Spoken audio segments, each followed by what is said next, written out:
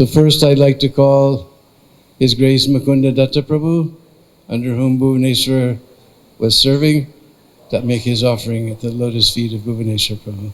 Guruve Gaura Chandraya Radhikaya Tadalaya Krishnaya Krishna Bhaktaya Tadbhaktaya Namo Namaha Panchakalpatarubhyascha Kripa Sindhubhyevacha Patitanam Pavanebhyo Vaishnavebhyo Namo Namaha Hare Krishna Krishna Krishna Hare Hare Hare Ramo Ramo Ramo Hare Hare.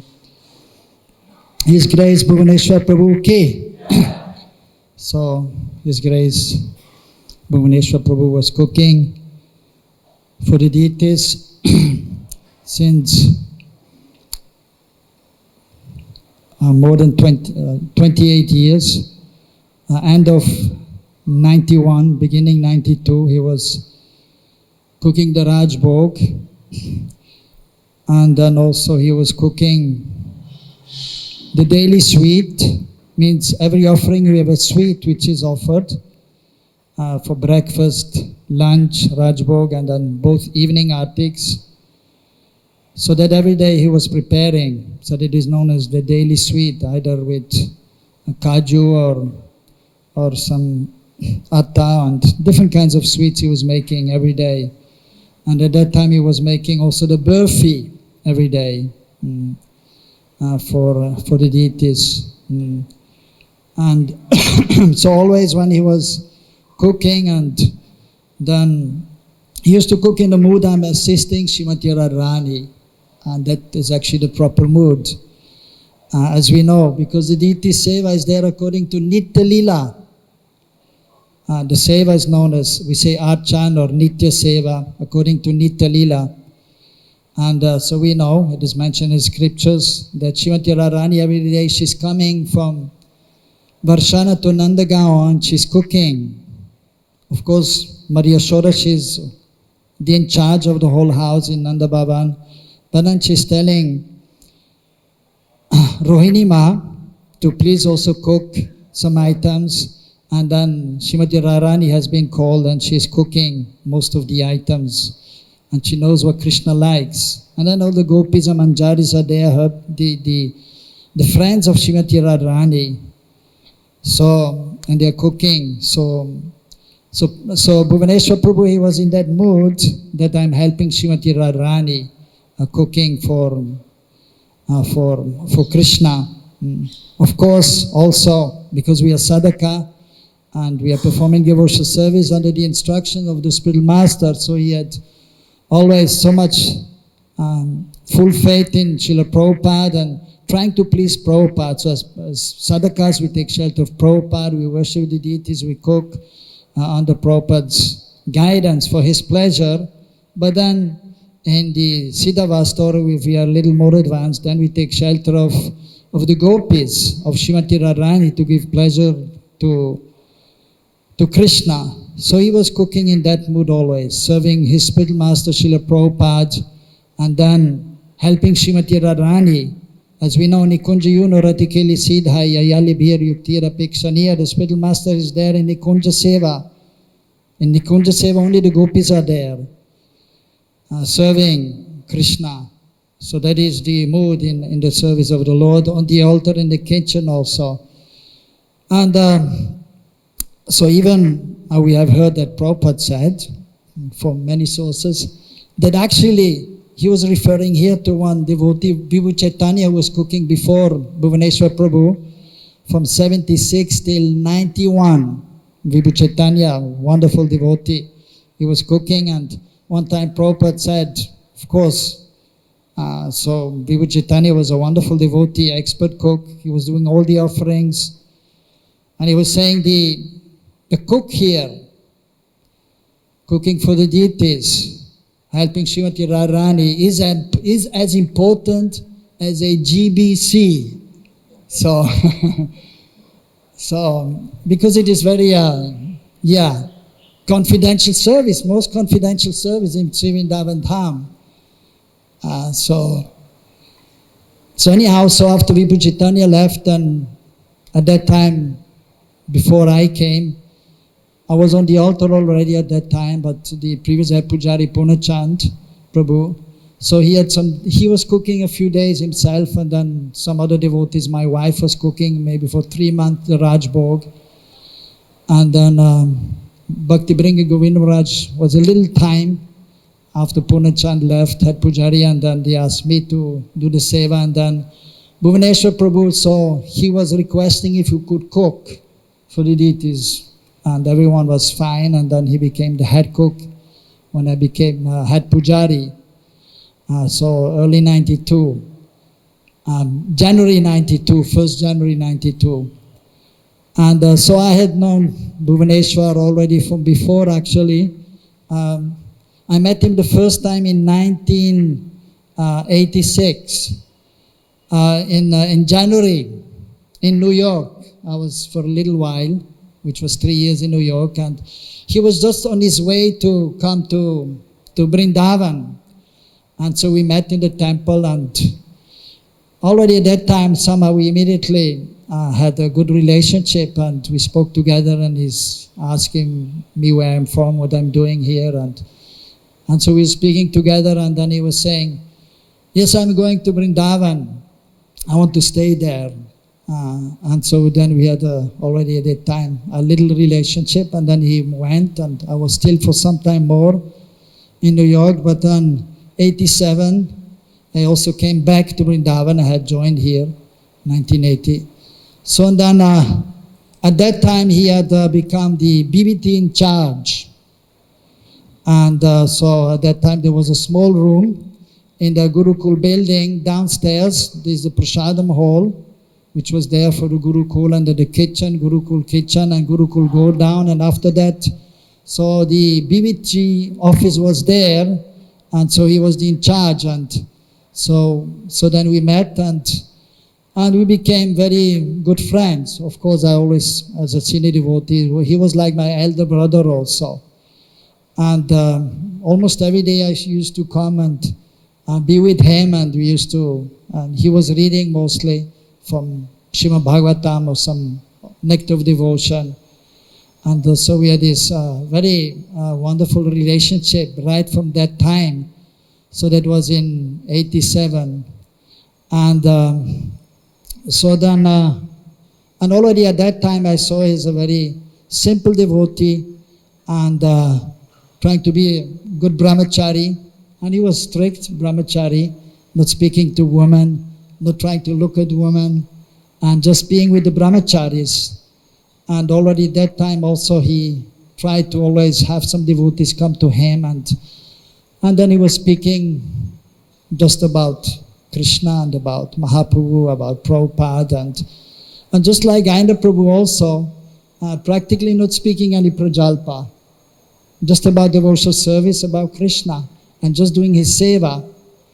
So he was doing the seva in the BBT, as BBT in charge, till actually he became the head cook. So that was in 92. And so actually I was very happy that he joined, and when as I had been Pujari here since 1990, and then became head Pujari, and so I didn't have to worry about the kitchen. So he was the head cook, and he was in charge.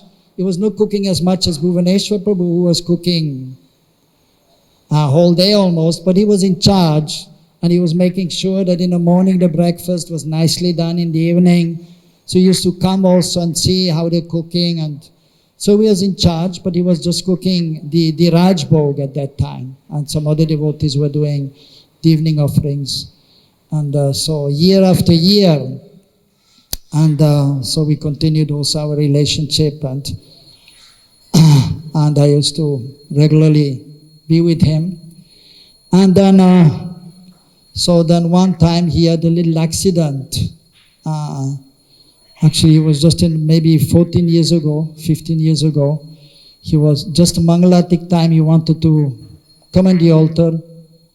He used to sometimes do Atik, Mangalatik and evening Atik. And he slipped, and then he broke his hip. And so then he was hospitalized, and then for some time he was not, so because of that, but then he had also a little bit, he was feeling, because he was not able to do seva, he was feeling a little, useless. I mean, he was expressing, I'm just useless, and so he had a little difficulty to cope with the situation that he's not able to do seva. And so that was almost 1 year, but then with the help of one devotee from Switzerland also, so he arranged for some medicines which helped him to be as he was again before. And he used to be called affectionately by his friends and as Boo. And so his heart was very, very, very sweet, and he was a soft devotee. But externally he was a little rough. So then grumpy Boo, they were telling some devotees. A little rough sometimes in speaking to others. Hey, come here, do this, do that. But his heart was very, very soft, and he was very, very sweet. But then the new devotees, and I mean the senior devotees, they have to be sometimes strong. But many times if one is strong, then they will say, oh, he's too strong. And if one is soft, then oh, he's too soft. He was too strong, and I was too soft. So, but actually we should be positive. If he's strong, it is good for us to be in line. And if one is soft, then it's good for us to take on some responsibility. So, and but basically, so the devotees also, although he was many times a little strong, but everyone was liking him also, because although he was strong, but at the same time he was affectionate also. And he used to give all the devotees who were helping him, he used to give prasadam and so and trying to help them also, whatever they needed. Sometimes some brahmacharis from the village, they come and then they want to have a watch, and then he had his friends from America, and then he used to ask his friends to bring some things, and then he was giving some devotees who joined and doing seva some watch and some different things, then they will be happy also. So he was a little rough and tough sometimes, but he was very, very kind and to the young devotees like a father, helping them also. And so many times when he used to come and see him, then he used to tell me also what he was reading, and then he used to ask me what I'm reading, and so we are discussing the transcendental subjects, matters of the Lord, and Prabhupada's books, and so that was a nice relationship, and actually I had a good relationship with him and Ayendra Prabhu, and also Ayendra Prabhu and Bhuvaneshwar Prabhu had a good relationship, although everyone was, I mean, from even general devotees, Ayendra Prabhu was a kind of special person, Bhuvaneshwar Prabhu was a kind of special person, and I guess myself too. But we had a good relationship. Also, he had a very good relationship with Mahanidhi Swami, very good relationship. So, but after the accident, so he had a kind of change of heart also, and so he tried to be more soft to the devotees also, and he felt that he should do something more than simply just cooking. And then he started to go on the altar actually very regularly. And then he was asking me to arrange so he can do Mangalatik or Sandhyatik in the evening. And then also he started doing Kirtan, and morning time 7 o'clock till 7:15, and afternoon from 4 o'clock till 4:30. So that for more than practically 10 years he was doing that. And that really also changed his whole personality and his although he was already before, he was a nice and wonderful devotee. But even after that, when he started doing the deity worship and the kirtan, that was a whole level, other level of consciousness, and a higher level of consciousness, and so he became an even more wonderful devotee. And maybe 1 year ago, just to keep it short because many devotees are there, so he expressed to me that he's feeling weak, more and more weak physically. And then he was asking me, so what shall I do now, if I cannot cook? And I said, well, you could try to follow in the footsteps of Vibhu Chaitanya Prabhu and you can distribute Chanamrit. But somehow he didn't like the idea so much to distribute Chanamrit, and he said no, he wasn't so interested. Then I said, well, then you just chant and you just read with the devotees and pass your days like this till we leave your body. And just like even Vibhu Chaitanya was doing Chanamrit Seva, but then afterwards when he couldn't do that, then he was just in his room and chanting and reading, and he had doing a little puja. So I explained to him in this way also. He was seeing it to me, and sometimes he was giving me some instructions, but many times also he was asking me questions in regards to the pastimes of the Lord, because I had read the books also of the Acharyas, previous Acharyas. After having read Prabhupada's books, Srimad Bhagavatam at least 6 times, and CC I read more than 10 times, just for information. So, and Prabhupada said that everyone who wants to know about Bhagavan, Bhakti and Bhakta must read the Brihad Bhagavatamrita.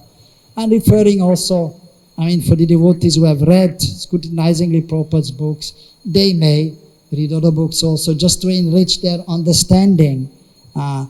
So then we had some nice conversations. And he was asking me also a few times about, well, shall I just have deities in the room also? And I was saying, well, you can come on the altar and then you can do some worship there, so which he did also.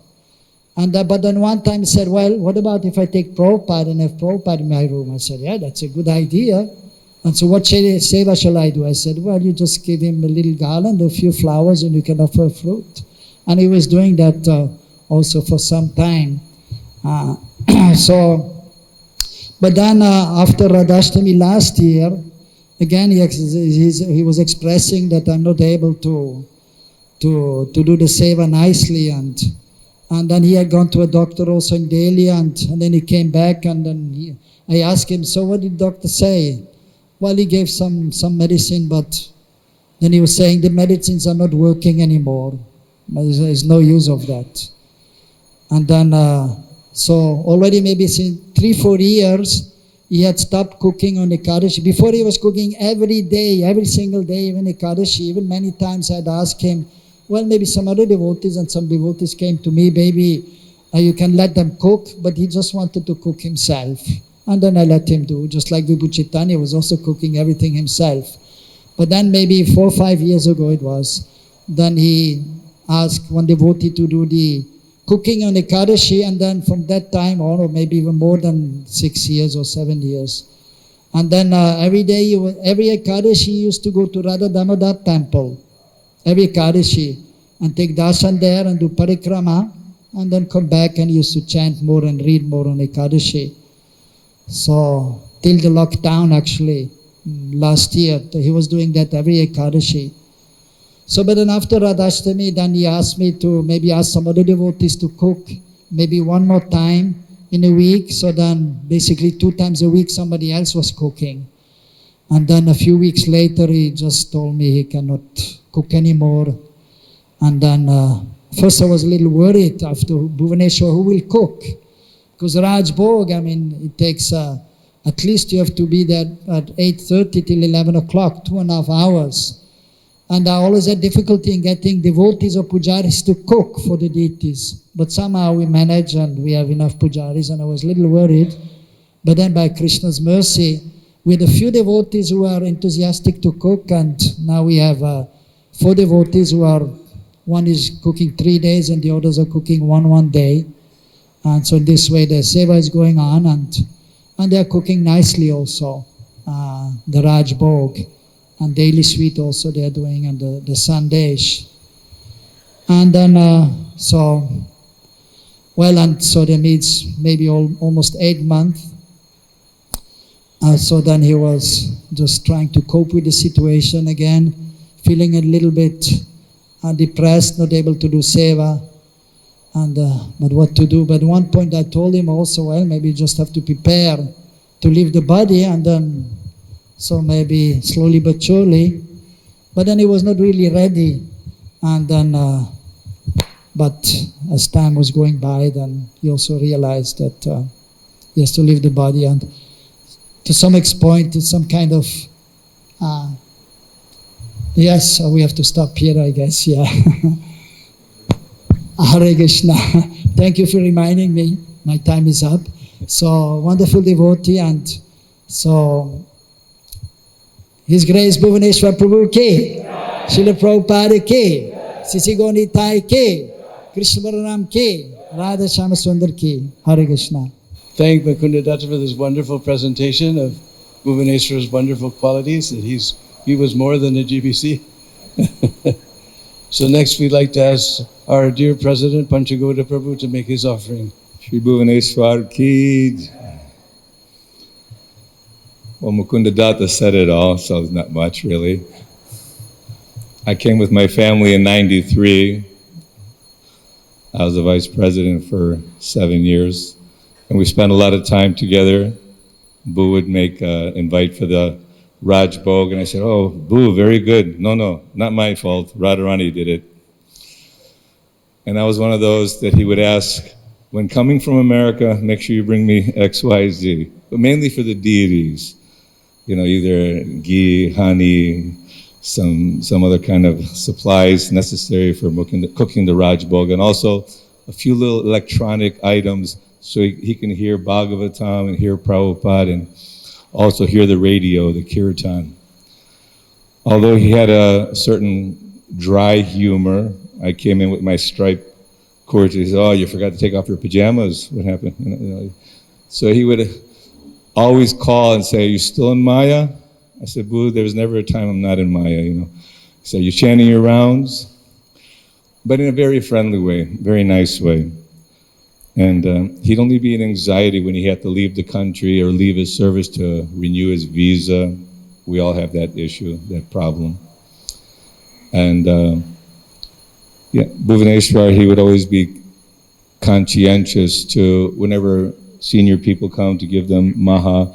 Even like we're on doing the greeting the deities, he'd give me a little bag. He said, taxes, giving a little piece of burfi. So he's a prime example of someone who has faith in their spiritual master. He did Radha Damodar, he understood the importance of book distribution and Sankirtan. Although very meek and humble, he understood the philosophy. He would read regularly. He would regularly read the Bhagavatam in the evenings, during the daytime, many times during. He was absorbed, and this is what Prabhupada wanted for us, to become absorbed, serving in Sri Vrindavan Dham. First of all, retire when you're 50 years old, give up your attachments and come and retire in Sri Vrindavan Dham. He did that, and in a very humorous way, in a very friendly way, and also in a very stern way sometimes, you know. He had a external demeanor about him. But he was definitely very soft-hearted and a wonderful Vaishnava. He set the proper example by engaging others in Krishna consciousness, showing by his personal example, doing the artiks, cooking for the deities, respecting the devotees, Vaishnavas. Anyway,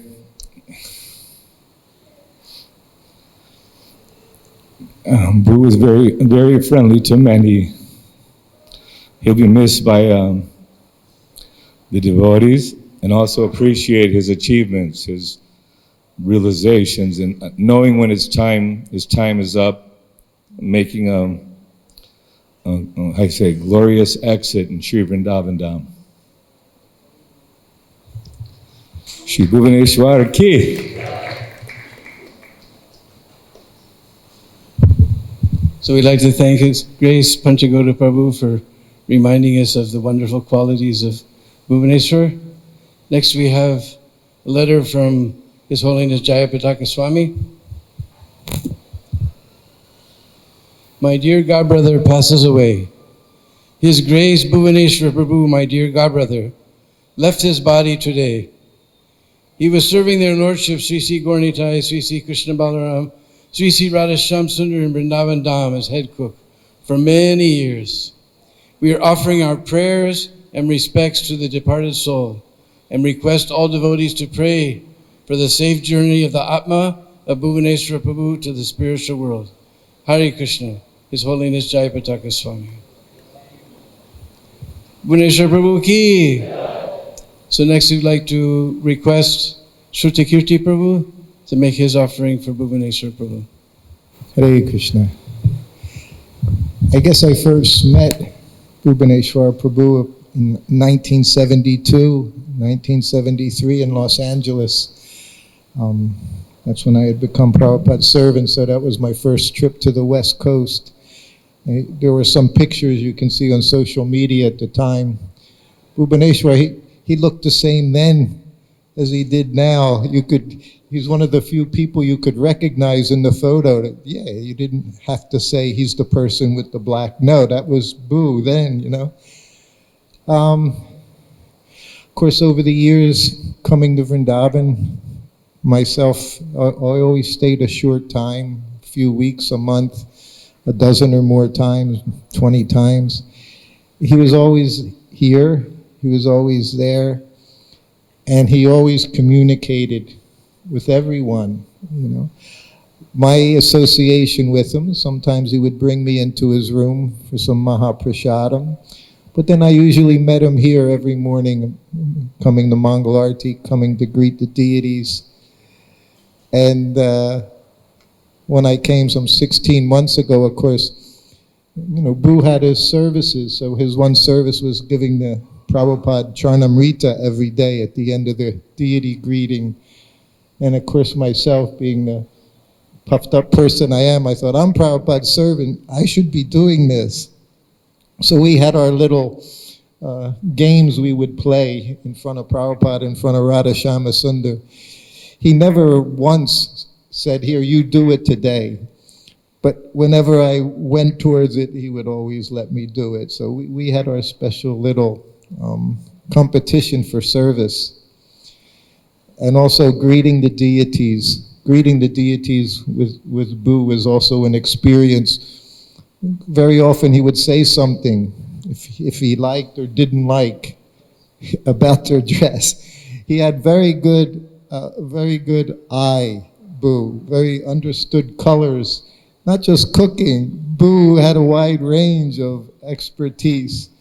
And I remember here in front of Sri Sri Gaurnatai saying, that backdrop looks like it belongs on my dining room table. You know, so the things he would say, you would just never think of saying, but you would think like that, like, yeah, that's an unusual looking backdrop. But he would say, look at that. He'd say, it should be on my table, he said. You know, his service was everything. Doing his service was everything. And we know with 25, 30 years, his cooking for the deities was known around the world. It wasn't just something appreciated here in Vrindavan, because this is an international center. And everyone would come. They would pay to get that Mahaprasadam, that box of Rajbhoga Prasadam, and distribute it to others, have it for themselves. His cooking, deities appreciated what he cooked. It was with such sincerity, with such care. And all you cooks should take note of that. He set a standard, a very high standard in the kitchen in pleasing their lordships. And to continue that would be a very nice service to Boo as well as Srimati Radharani. And of course, over the last year, Panchagoda and I, we would visit him. In the last few months, not so much. You know, Boo is, several words we have for Boo. He was unique, but we would sit there and he could be as ornery as he wanted, and we would talk to him. Early on, we were saying, what do you need? I'm in Maya. That's it. I'm in Maya. I'm in Maya. He'd say, throw me in the Jamuna. Drop me off the Gurukula building. I'm in Maya. It took me a long time to understand his Maya. He was so upset that he couldn't continue in his service. This is devotee. That was it. He couldn't do his service for whatever reasons. His service wasn't getting done, and he just wanted to leave. Certainly not Maya. He wanted to continue with his service, and I'm sure. Read a little thing from Giriraj Maharaj. He said he asked his deities. He said in praying to his deities, he said he got serious confirmation from his deities that went back to Godhead. And I see often when devotees die, everyone will say they went back to Godhead. Prabhupada didn't say that. Very rare. You didn't hear Prabhupada. He would say if they remembered Krishna, they went back to Godhead. It wasn't an assumption just because you were in ISKCON in some temple you died, you went back to Godhead. Prabhupada always spoke very philosophically.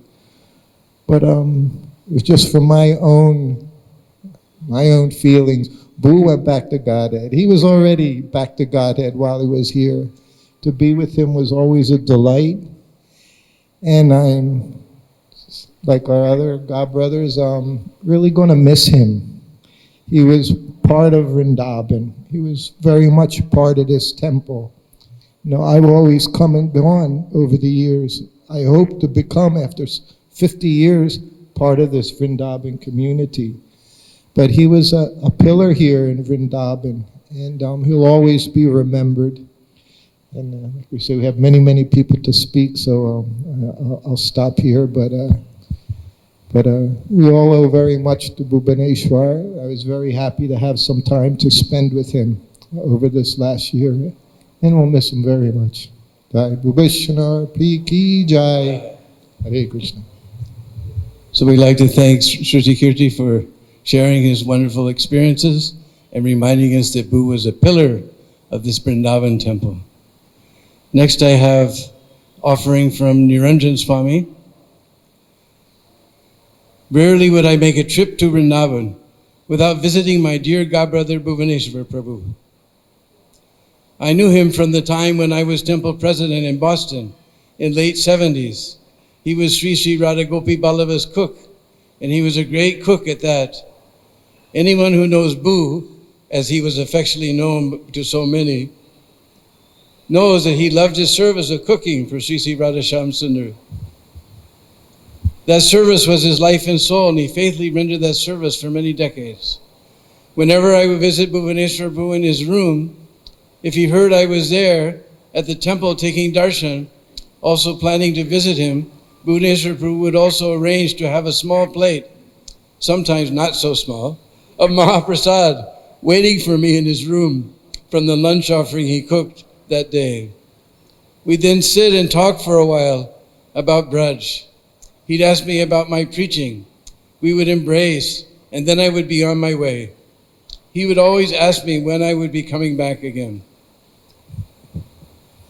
This picture was the last time we were together during my last visit to Vrindavan a few years ago. As I was getting ready to leave, Bhu had in his pocket a huge Maha sweet, which must have been from Shyam Sundar's plate that day. It was probably passed down through Radharani, and he was in just the right place to receive it. I guess he sent a picture along with this offering. In this picture, he was waiting for the right time to put the Maha sweet into my hand as I walked out the gate. The sweet came along with his usual Boo smile, which I'll miss terribly.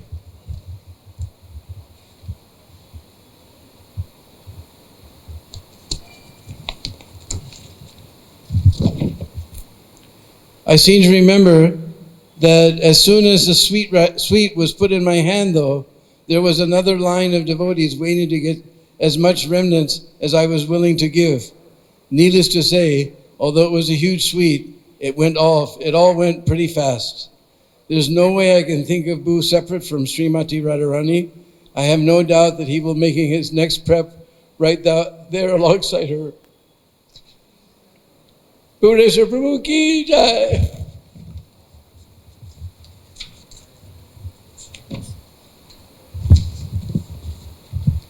So next I'd like to ask Gopal Prabhu to please make his offering.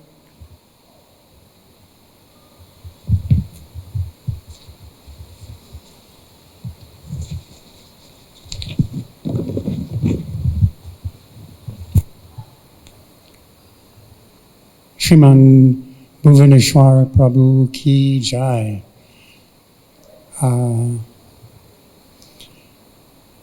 At this time, thinking back from the beginning of ISKCON, when it started, we had no vision of having days like today where we would be glorifying the departure of our God brothers, God sisters, or even Srila Prabhupada for that point.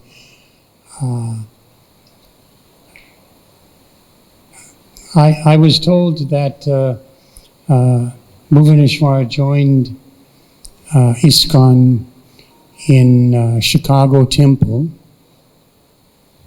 Yes? Yes. So if I've done anything good, it's that I started Chicago Temple, and Bhuvaneshwara was one of the persons that came, flourished, and dedicated his life to serving Srila Prabhupada. Just like Panchagoda Prabhu in 93, when he came to Vrindavan, I also came, and my service was to help Bhuvaneshwar. So he would cook Rajbhoga, and I would cook the morning prasadam, kitri, halava, whatever other preparations, and I would also cook the evening arti prasadam. And he was very strict in how he wanted the food cooked. He says, you must use this pressure cooker, you must do this, you must do that, you must do this. And for me, I wanted to, experiment, because I never used a pressure cooker. I always start everything from scratch, and I would cook like that. And so, but he'd be eyeballing you, watching you, to make sure that you followed his instructions.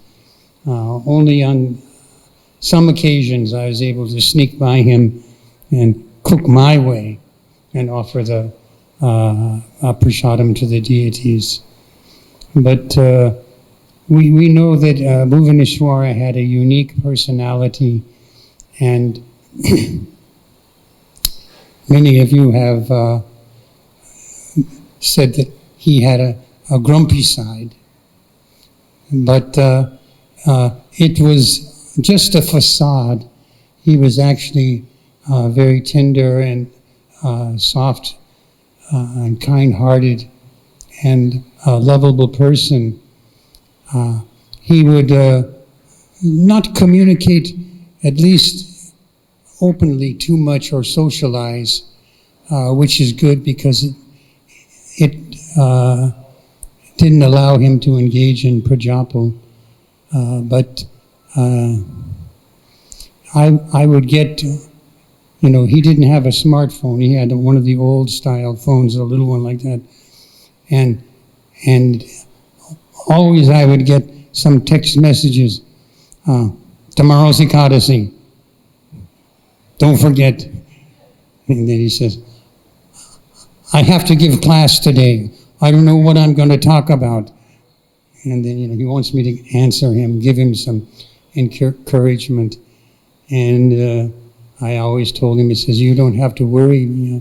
You're going to be speaking about Prabhupada.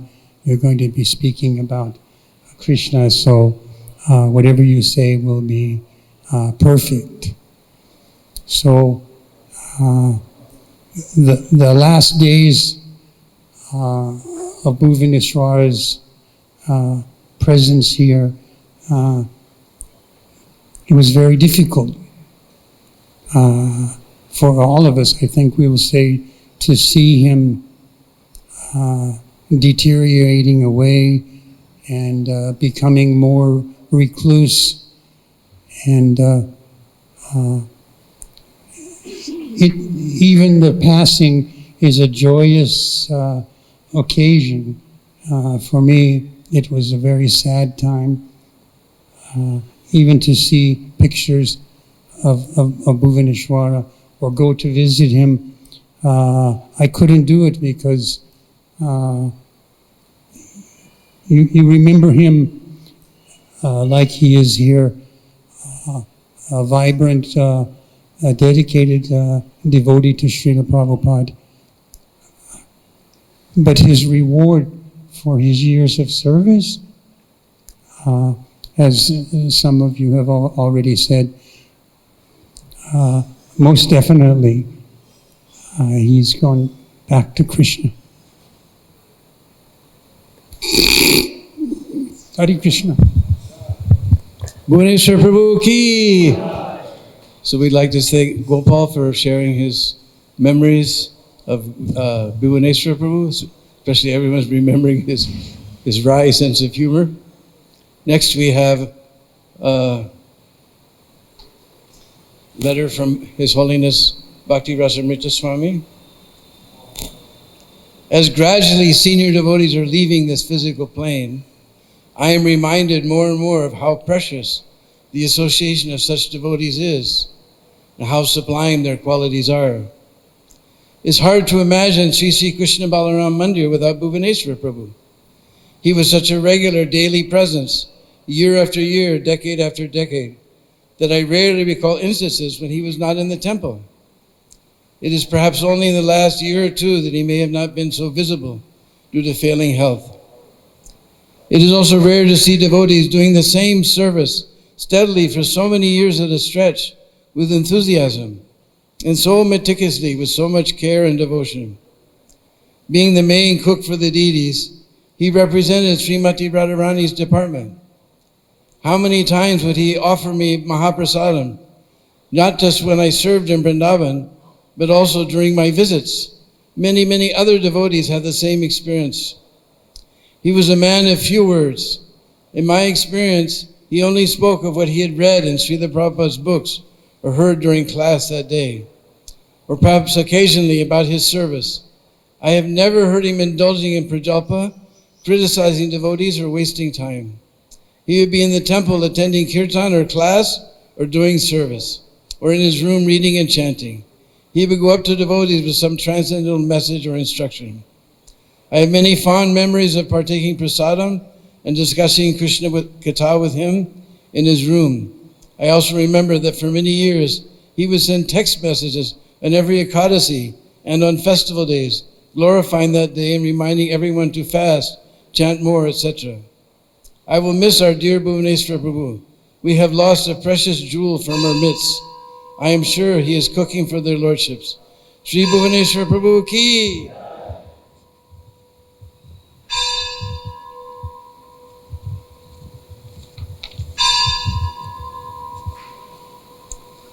So next, with the permission of the Vaishnavas, I'll offer my remembrances of Bhuvaneshwar.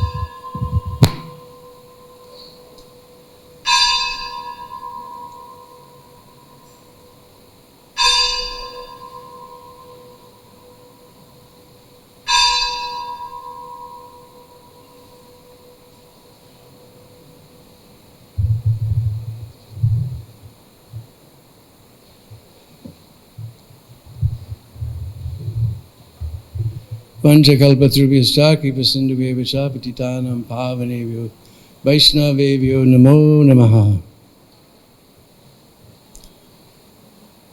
So, my first remembrance of Bhuvaneshwar was sometime in 72. I served in New Dwarka Temple in the kitchen. I was making chapatis. Actually, I was cooking. Somebody else was rolling them. I was cooking them. And one day, I saw this devotee looked very sad.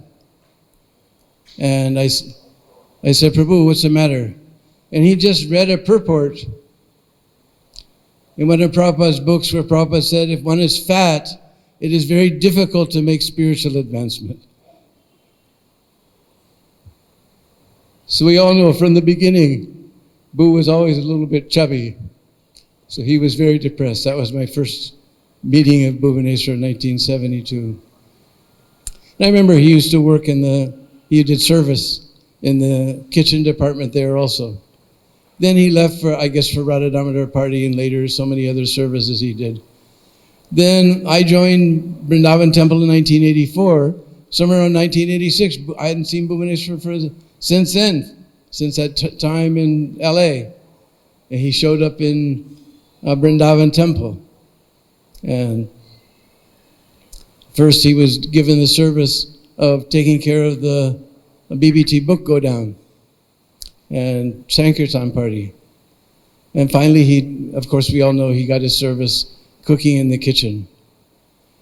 And the last few years I've been very fortunate because Bhuvaneshwar was just my next door neighbor actually. So he was constantly coming over to just drop in with some dry comment or he especially liked to come and rob my refrigerator, especially like kiwis. In fact, when he first, this time was made his determination to leave, I brought over kiwis, trying to cheer him up, joke with him. And he was so simple devotee. The first devotee I saw, no computer, and like Prabhuji said, his phone was just a little ordinary phone. Somehow at the very end, he asked Arjun Prabhu for my number. Then I would get those funny little messages, text messages. Just like when we got a washing machine, he texted me and said, "Can I wash my heart?"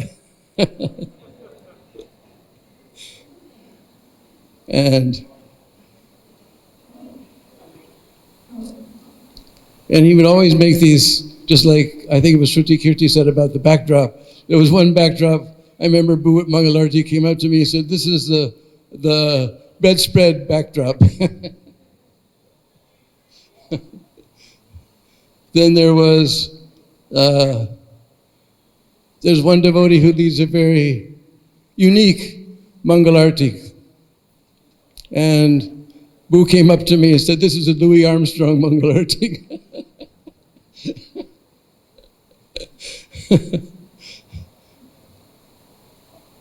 And somehow or other, he really liked bananas. And somehow my Ayurvedic doctors told me not to take bananas, so I don't have them very often. But somehow, sometimes devotees would drop off bananas. And he had a radar. I don't know how. Every time somebody dropped off bananas, and Boo would come to steal them.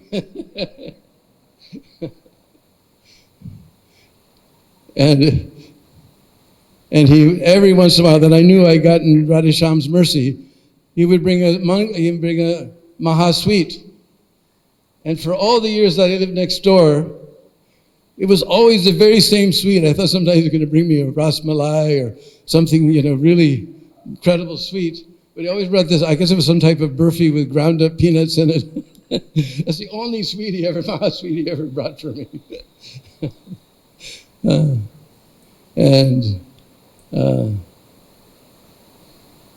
But he was so steady in that service. It was, as everybody mentions, it was just, especially cooking is one of those heavy services. But for so many years he did this service, and only at the end he couldn't do it. Then he became very depressed and finally decided to leave this world because he couldn't do his service. But what else was there?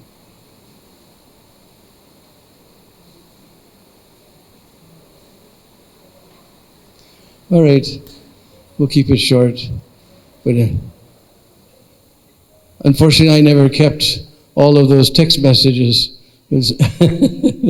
But fortunately, I have an offering from Basa Ghosh Prabhu, since I'm mentioning, you might as well make that offering. Basa Ghosh kept all his text messages. Bhuvaneshwar Prabhu ki.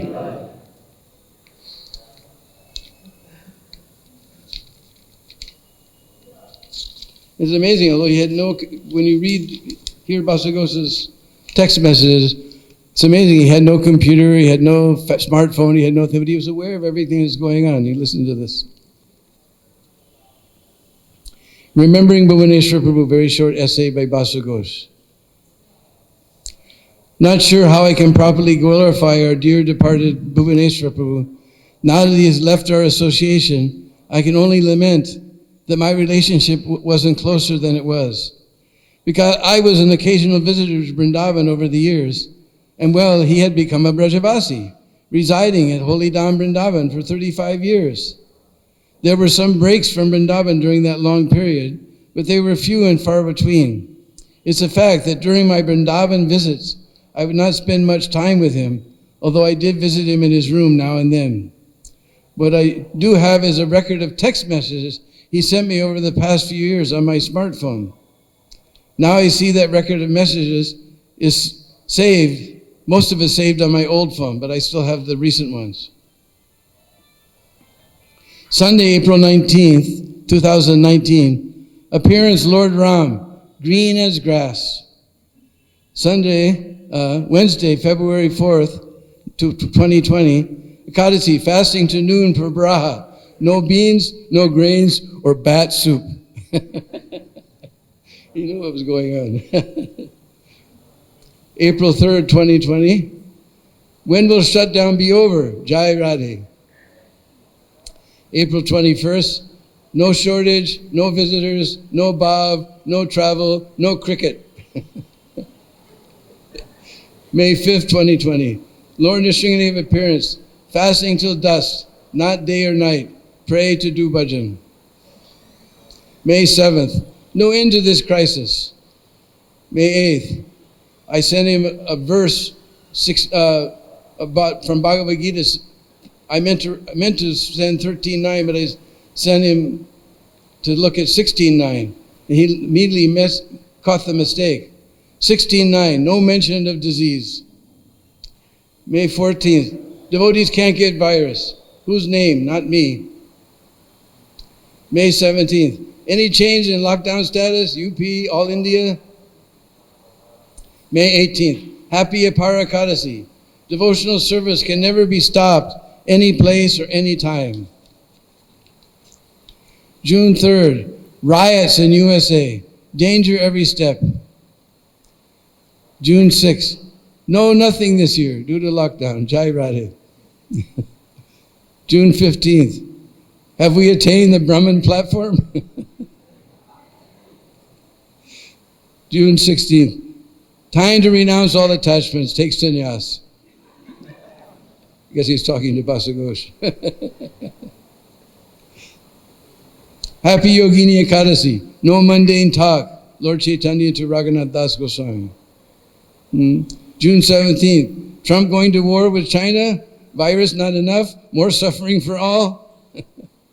June 20th, Puri Rath Yatra is on? 22nd, what percent dying? Why so much precaution? Jai Radhe. July 4th, all glories to Bhakti Charu Swami. July 5th, so where is his body? July 8th, what about Maharaj leaving body in America? July 15th, happy Kamika Ekadasi, no mundane talks. August 8th, no end of the pandemic, still on today. August 11th, happy quiet Janmashtami, Jai Radhe. August 12th, Srila Prabhupada app, today he was a Vaikuntha man. August 18th, fill your lips with Harinam, happiness or distress, says Sri Bhakti Vinod, Sri Nam. Just after I left for the USA on 23rd, and since Bhuvaneshwar was no high tech, he didn't use WhatsApp or Facebook, we fell out of touch. So I will miss him. We were friends, even if not the closest of friends, but this is a type of correspondence went back longer than I have records for, so it's lost and hard to recoup. he is leaving this world. Certainly we have faith he has now joined Krishna's eternal Leela in Golok. His life was glorious as a sadhak, sevak, and brajvasi. What more can I say? He reasons ill who tells that Vaishnavas die when thou art living still and sound. The Vaishnavas die to live, and living try to spread the holy name around. I have a couple more memories I just remember when Boo was in the BBT department. But only those people from America who are probably in my age group will understand this. But Boo used to do an impersonation when we were fooling around. He would do an impersonation of Ed Sullivan. It's going to be a really big show. It's a really big show tonight. You know, his face looked exactly. He can make that face. And then Boo was curved a little bit, almost like Kirtananda Swami. So he used to do a Kirtananda Swami imitation also. Anyway, we'll miss Boo. Bhuvaneshwar Prabhu ki.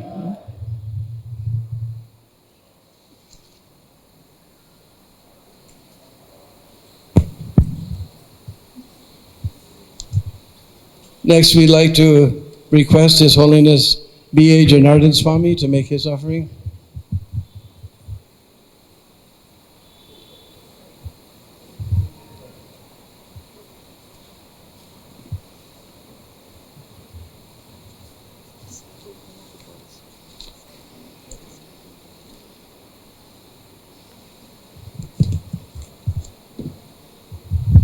Hare Krishna.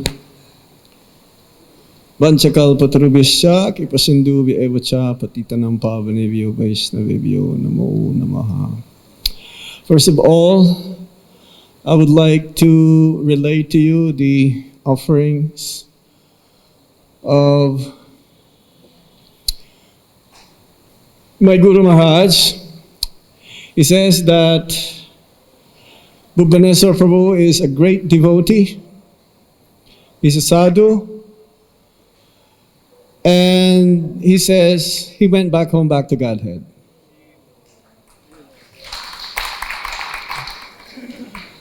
There's another devotee who comes like almost every year, has been here also for a while because of the lockdown. His name is Srila Prabhu. He's one of our main donors also, especially Lord Nityananda's appearance day, feast, and so on. You ready? Read it? Okay, it's quite long. Most of them are also repeated, but Bhuvaneshwar Prabhu and Srila Prabhu, they're good friends, very good friends.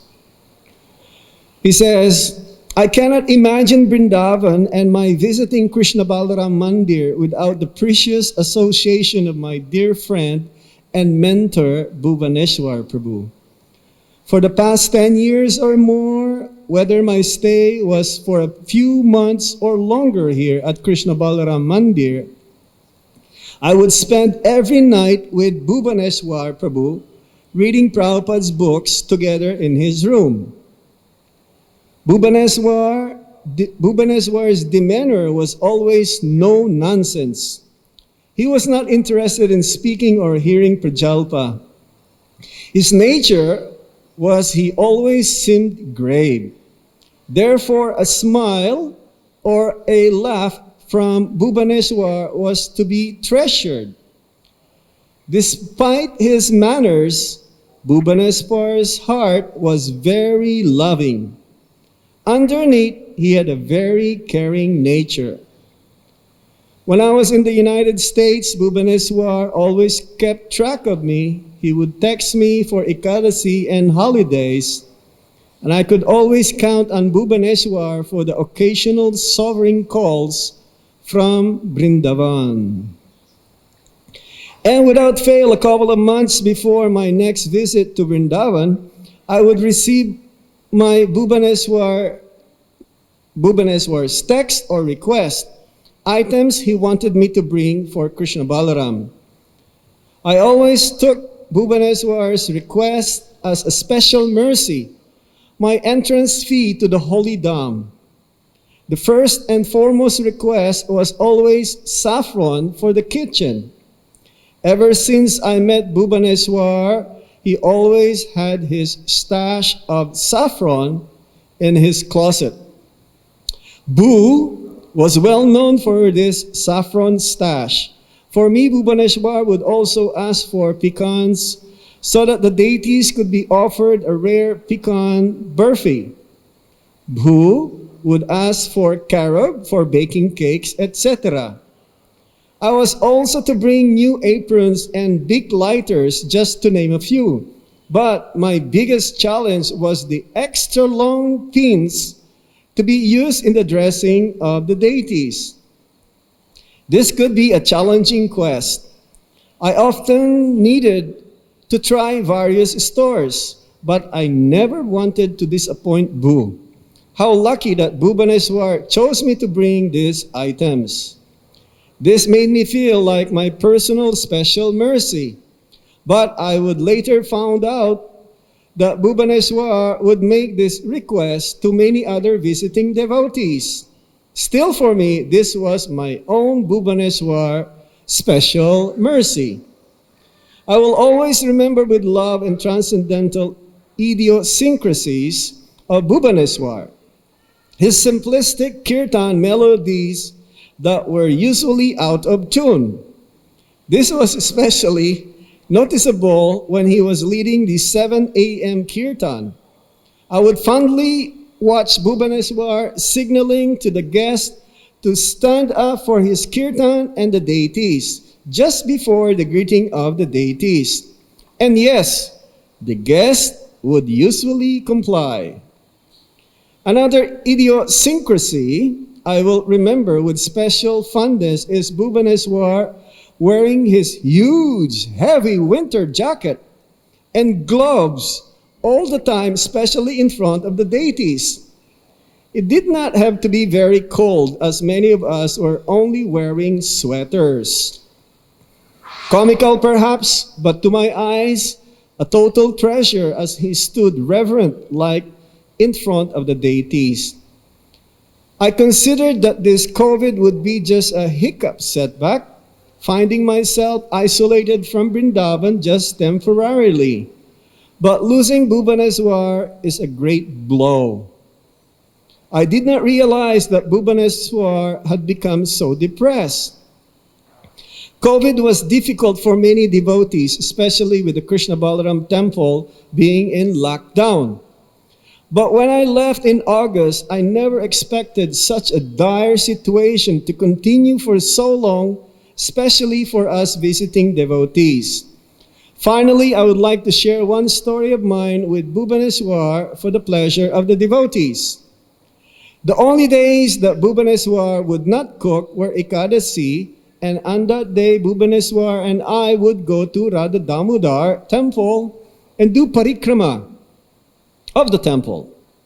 Bhuvaneshwar Prabhu, heavy nature on these Ekadasi days, was such that I was not supposed to speak even during the Tum trip.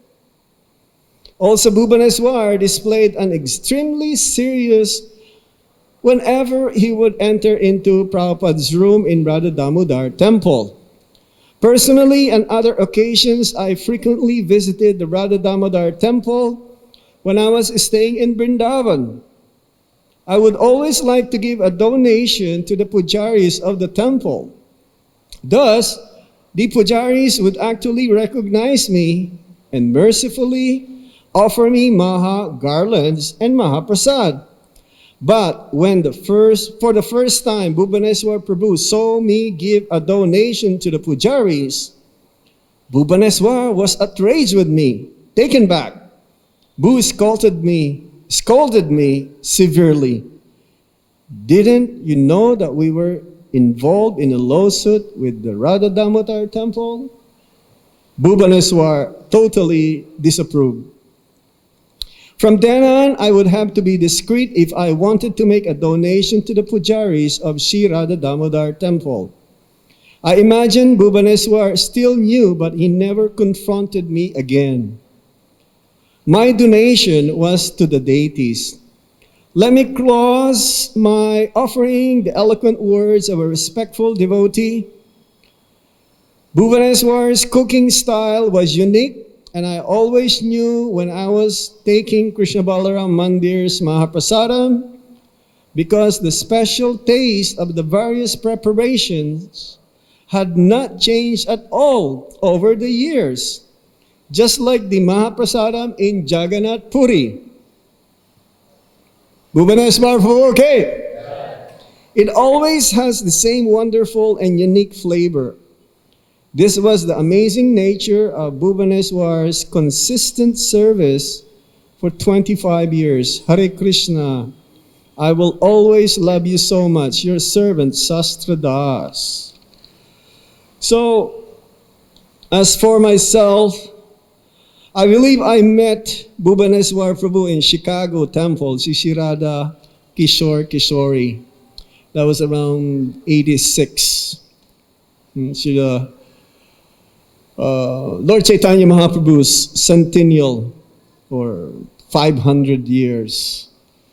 And somehow, just recently also, we have one of our devotees who's very, very dear in Sridham Mayapur, who left his body, His Grace Pankajangri Prabhu.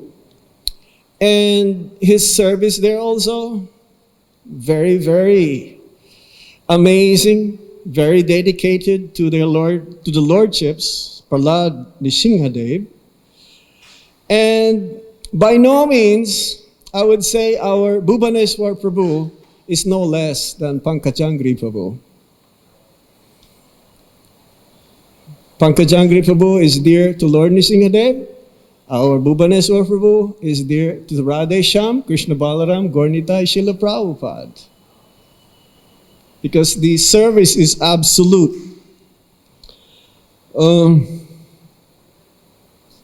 Yes, whenever I go to see into his room, I will read. And whenever I give class also, either Bhagavad-Gita class or Srimad Bhagavatam, he will make comment, sometimes correcting me as well. Because he knew Prabhupada's books inside and out. And then, therefore, sometimes he wanted to clarify some things, and then I will tell him, yes, this is what I've read, and then he will agree. And every Jayananda Prabhu's disappearance day, he would prepare the best peanut butter halava. We will always wait for him. He will give a big or a small container, not that big, because only those who came for the class, and usually Dinabandhu Prabhu will give the class on Jayananda Prabhu's disappearance day. He will handle them to me, and then I will give them to those who came for the class. One of the outstanding qualities of Bhuvaneshwar Prabhu is sarala, simplicity. Srila Bhaktisiddhanta Saraswati Thakur says that this is the foremost quality that we should develop in Krishna consciousness. Simplicity, sarala. Or in the Bhagavad-Gita, one of the qualities of the Brahmana, arjavam, honesty. He's very truthful, like a child, simple. He accepts things and he says things when, supposed to be mentioned. Also, of course, he's paka, super paka in sadhana. He's always here for morning program, Mangalartik, and sometimes also he would give class, but then because he needs to be in the deity kitchen to cook and prepare for Rajbhoga, no questions. No questions, no comments, immediately. And sometimes also, the kirtan leader, he will make some comment. Usually near Radhe Shyam, he'll say, who's leading kirtan? It's very flat. It's very flat. What else can I say? Bhaktisiddhanta Saraswati Thakur also, he would choose one of his disciples to lead kirtan who seems to be like out of tune or not very melodious. Boo may not be like right there up to the note, but he is very sincere. He's so pure in his kirtan that the 24-hour kirtan department, they love his kirtan. Is that correct? Thank you, Akinchana Prabhu. And when I saw the last rites, those who were around him, who's carrying the palanquins, mostly the 24-hour kirtan devotees. This is how dear Bhuvaneshwar to the kirtaniyas. So, yes, that's as much as I can say. And we really will greatly be missing Bhuvaneshwar Prabhu. He may not be that really popular all over the world, but for the devotees who comes to Krishna Balaram Mandir, he's very well known. Hare Krishna. Bhuvaneshwar Prabhu Ki! Srila Prabhupada Ki! So we'd like to thank Janardhan Maharaj for his wonderful memories of Bhuvaneshwar Prabhu, especially about his, because we haven't glorified his classes so much. Bhuvaneshwar Prabhu's classes were always just like old days, straight from Prabhupada's book, straight, nothing fancy, nothing new, but just straight on Prabhupada from old days. So anyway, next I'd like to request His Grace Sanatana Prabhu to make his offering to Bhuvaneshwar.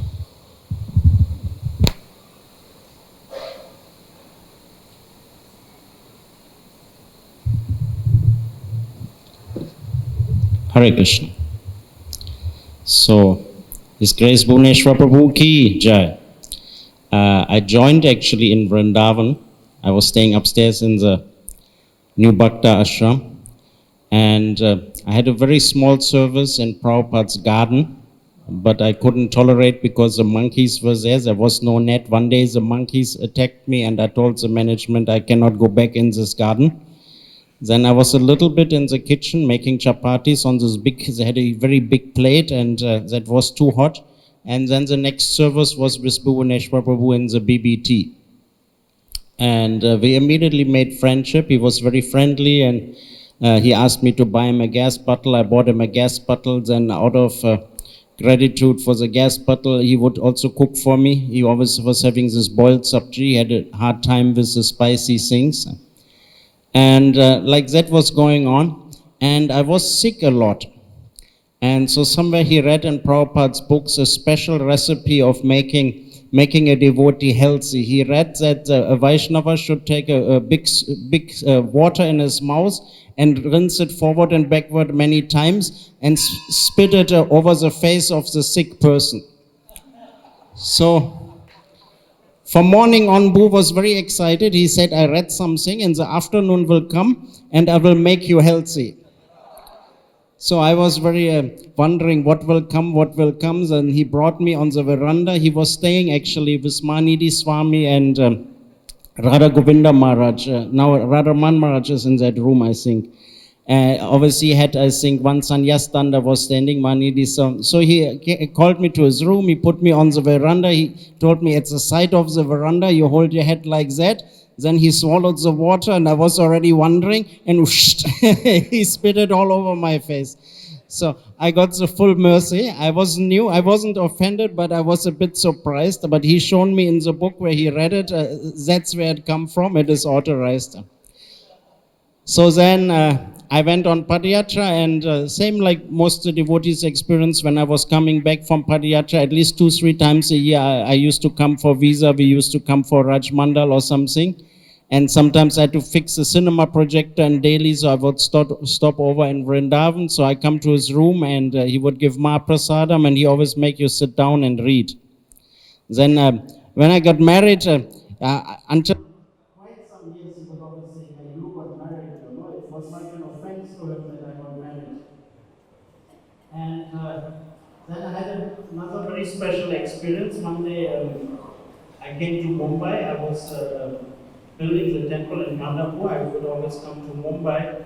I had my donor members there, and I had that small premium Padmini car, blue one. And I was going around, and somebody told me, hey, Bhuvaneshwar is in the room. I was totally surprised how that is possible. He's never leaving Vrindavan. So I went in his room, and he had broken his leg, and he kind of had recovered from that, but he was a bit depressed. And the doctor had told him, some doctor over here, he said something, Sunya. And he was saying, I'm zero, I'm this, I'm finished, I can't do. So, me being fired up, I first took him. He was not ready to come out of the room anymore, and all the servants who had come, they were sleepy speaking, he had frightened them out. So I took him, and first out of the room, you know, in Jews, they have those balcony and the elevator. I first took him out of the balcony. From the balcony, we were seeing the deities. And then the next day, we went a step further. I got him into the elevator. We then down to the reception area. And then the next day, I took him out backside. They had those flats in Mumbai. I took him around the flats. So after 3-4 days, my visit was finished, and I was supposed to go back to Pandharpur. The answer suddenly gave me a ring. He said, Bhuvaneshwar wants to come with you to Pandharpur. I said, okay, whatever you say, Bhima, what is your opinion? He said, yeah, please take him to Pandharpur, and when the winter is finished, don't send him back to Vrindavan in the winter. It's cold there. Let him recover in the winter, and in the springtime, you take him back. So then he came in my Padmini car with me to Pandharpur, and I can't exactly, my time sense is not good. So the winter, it must have been 3-4 months he was in Mandapur. So first 1 week he was perfect, he was helping with the deities and this and that, but then again he got a little bit in the bad mood. My wife was cooking for him every day, and I was thinking he's eating. After 2-3 weeks, one day we found out outside of his window there was a balcony. At the corner of the balcony we seen all the food, so he actually started that time also, he would hardly eat anything. And then came the time to take him back to Vrindavan. He had said, saying, I'm a demon, I cannot go back to Vrindavan. Anyhow, with great difficulty, I got him in the car, I got him to Solapur, and then again from the Solapur temple next day I had to get him in the train. And I saw him sitting in the train, my wife was there, Bhuvaneshwar and myself. I finally was okay now. The biggest difficulty in Bhuvaneshwar was laughing. I was thinking, what's going on? He said, I cheated you. I said, what you done? And he said, look at my luggage, nothing inside. He left everything under the bed and put a blanket in his bag. Then we reached in Mathura station, and that time we had the old sumo car, and we hardly came out from the station. Pam, the tire blew, and who was enlightened, he said, see, I'm a demon, I cannot go back to Vrindavan. And finally we brought it back, and then Sankirtan also was there, and then he got some medicine, and he totally recovered after some time. And for quite at least 1-2 years, I was his anxiety reliever always. Whenever he gets an anxiety, his visa is finished, something is happening, he would ring me. And then once we had the office here, then he used to come to the office every day, and he was making those jokes. And just this morning when I was leaving, I had to go bathroom and was putting on tea, like my daughter was there. And my wife was saying, yeah, who was always singing at 7 o'clock? And my daughter was exactly singing the same tune with all the imperfections. You see how the kids, she was hearing that since childhood on, she was hearing Bhuvaneshwar singing. She could sing the Hare Krishna. I'm not a good singer. She with all the imperfections. So very sweet move. And he was giving the classes also always. And sometimes, I don't want to mention names, he had one particular devotee, he didn't like his singing. He would always say, now we cut a tape and we sell it. Or as some were saying, sometimes the structure of the backdrop or the dress, something was looking funny. He would say, hey, look, what is that? So anyhow, I'm also fully sure that Bhuvaneshwar return back to God. And he didn't have any attachment. He didn't even know where his family was, what was there. He didn't have any material, and he would always talk about Krishna. When you go in his room, he wouldn't, sometimes a little bit he pick or make a joke. When you know him well, it is actually really funny. But he never anyway had shown any much material attachment. He really he didn't like Mataji's.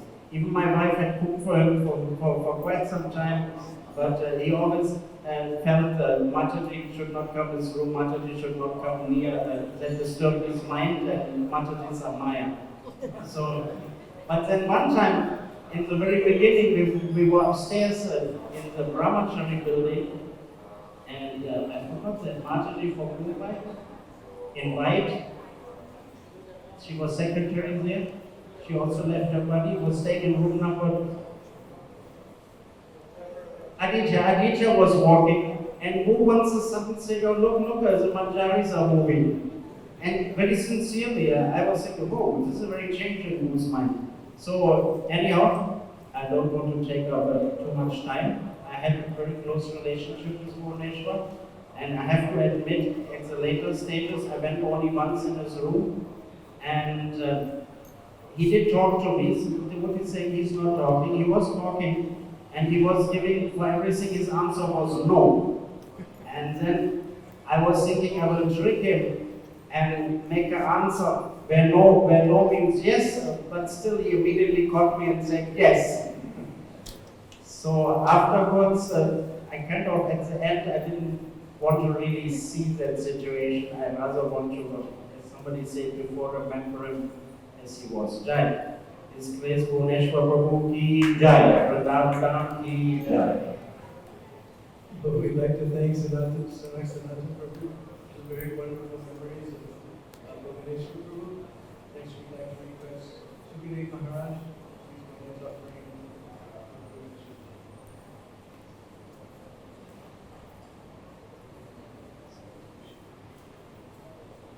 Bhuvaneshwar Prabhu ki.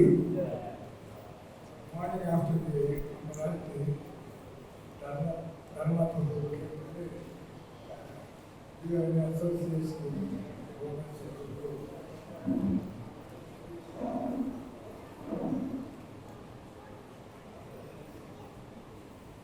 So today, morning after Mangalarti, Dharma Prabhu came to me.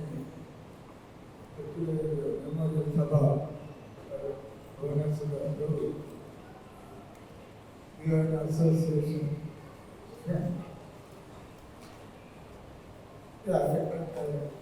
Some time back, many years ago, I came late after the night, and I wanted to just to stay the night.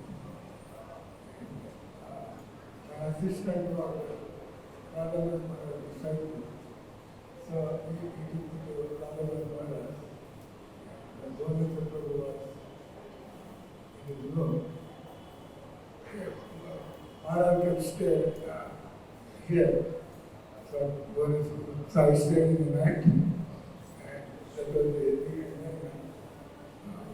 I came to know the Prabhupada disciple, and after that, occasionally whenever I was coming to Vrindavan, we had the Mandir standing there, and that, how are you, Maharaj? And he was asking, going to friend. His graciousness, and also the time when I stayed in the room in the morning, he called me, and here some of you said, Mahaprasad. And then next time, when he saw me, we were blessed to stay. I was surprised that he would take interest in me, although I'm a stranger to him. So I was thinking, when Dharma Prabhu suggested, like Prabhupada said, the people who have become devotees with foreign bodies, they are part of Gauriya Mahaprabhu's pastimes. They are devotees who are given a body in the West, and Bhuvaneshwar Prabhu. And I also remember Prabhupada saying when devotees were staying in Vrindavan and they were not doing any service or it was a little disturbance. And Prabhupada said, we don't mind people coming here and staying in Vrindavan, but at least they can participate in the kirtan. We don't mind giving them a place in Prasad. They should do it. So that way, Bhuvaneshwar Prabhu, not only that he stayed in Vrindavan and he had the grand opportunity to be serving as a cook. As we all know, it is not a job everyone comes forward to do. You want to cook, it is something you have to send somebody into the kitchen. You pursue it. You have to do things on time, and you have to do it really clean, and you have to do it like Rajbhoga and things like that, elaborate. So if somebody volunteers to do it, then he is really a close person to Srila Prabhupada's movement. People are cooking in the so I hope I take inspiration from him and I try to improve my devotion service. Thank you. Hare Krishna. Bhuvaneshwar Prabhu ki. We'd like to thank Sukadeva Maharaj for his memories of Bhuvaneshwar. Next, we'd like to ask His Holiness Radharaman Swami, please make his offering.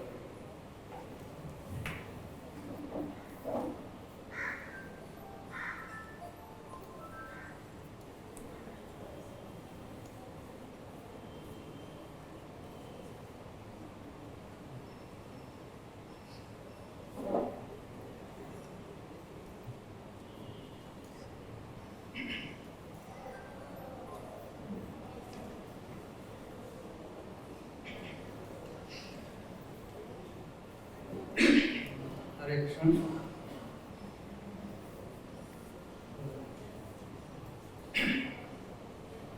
Today we are celebrating the Glorification Day of Bhuvaneshwar Prabhu.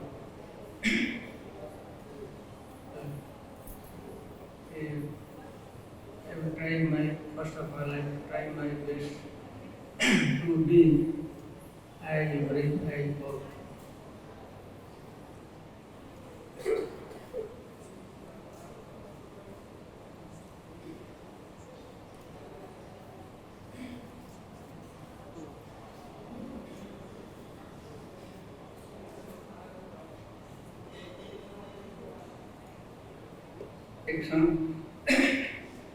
In Srimad Bhagavatam, it is described that a person who has cultivated Krishna consciousness substantially, all good, sublime quality, they take shelter in personality of that devotee.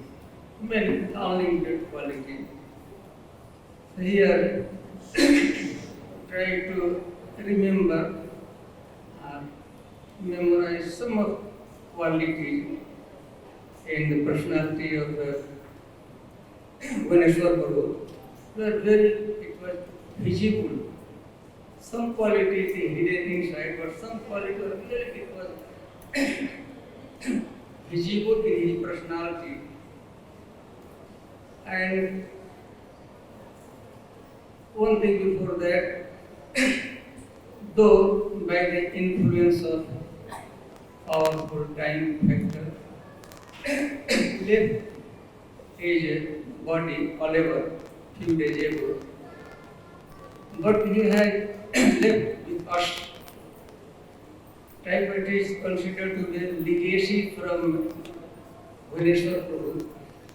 Widespread reputation, at least in ISKCON world, as a pure devotee of Krishna. This legacy and legacy of such serving mood. This legacy still we have. We serve continuously here in Vrindavan. Before we were doing 35 years. Also, he was like a manifestation of innocency. Innocent, it was not hidden, manifestation. Innocence and type of, he was a liberated personality. Why in this life? Bhagavatam says Jivan Mukta. Not that few days ago he entered in the kingdom of Krishna, kingdom of God, become liberated. Jivan Mukta. Why he was this life, the same, the body, he was completely Jivan Mukta personality. And the simplicity,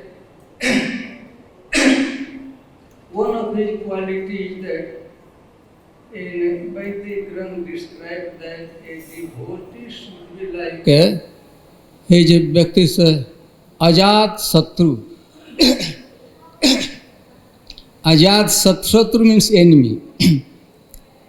The person, an enemy so far an enemy has not taken birth in the earthly planet. So he was such a personality.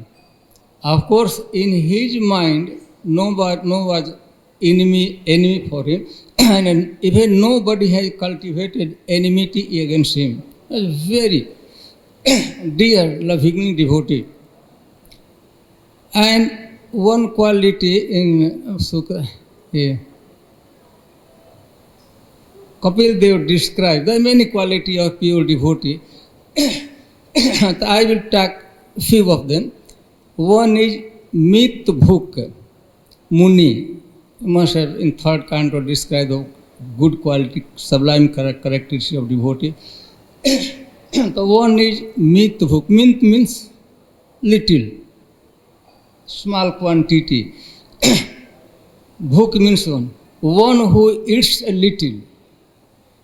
Size of food or quantity of food. Sincere.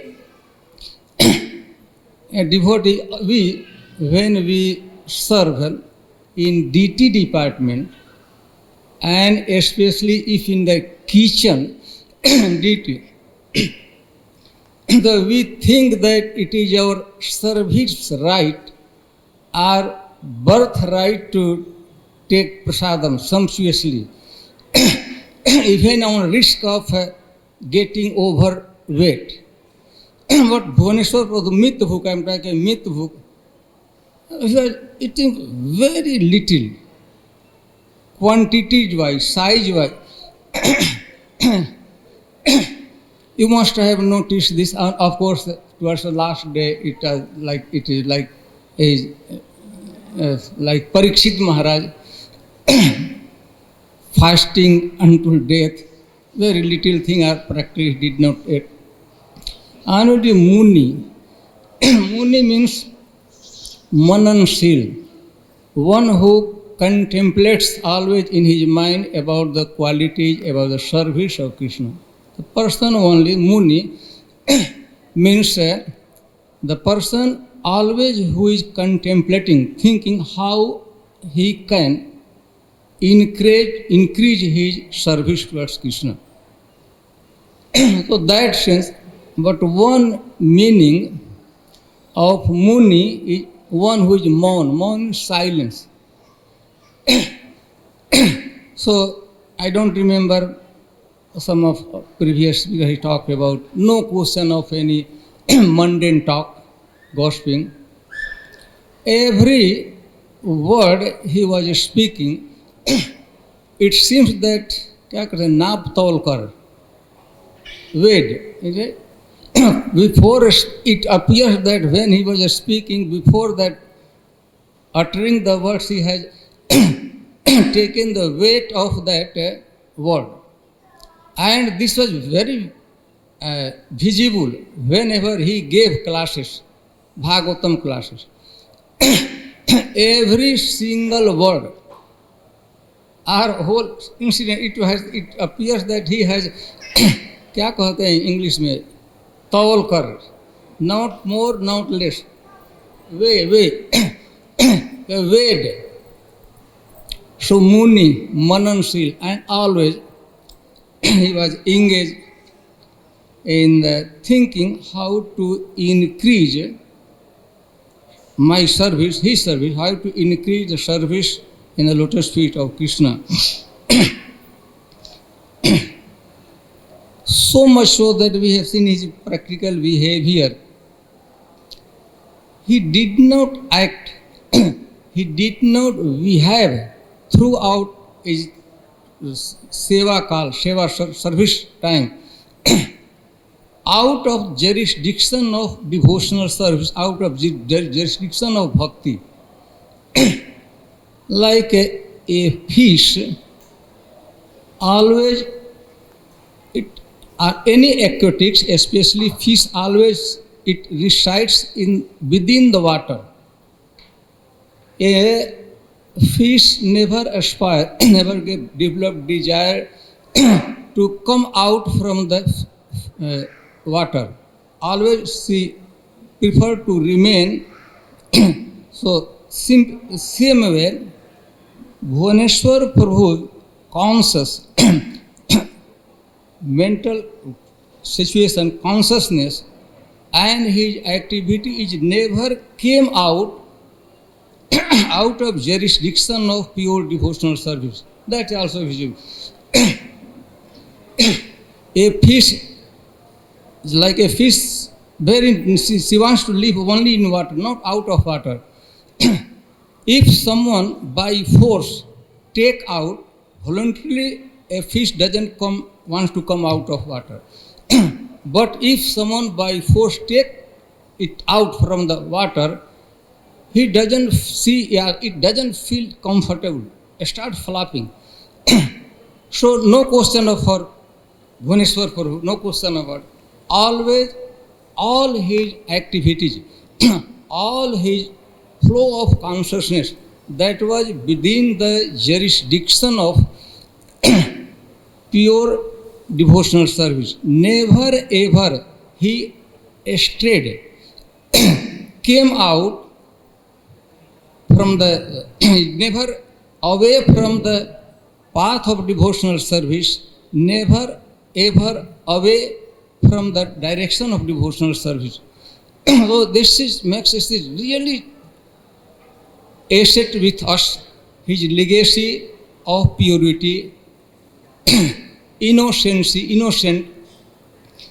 And one thing, one quality, I think Sanatan Prabhu mentioned very briefly that quality about akinchan. Akinchan means theoretically the person who doesn't claim proprietorship for anything. This is one broad way.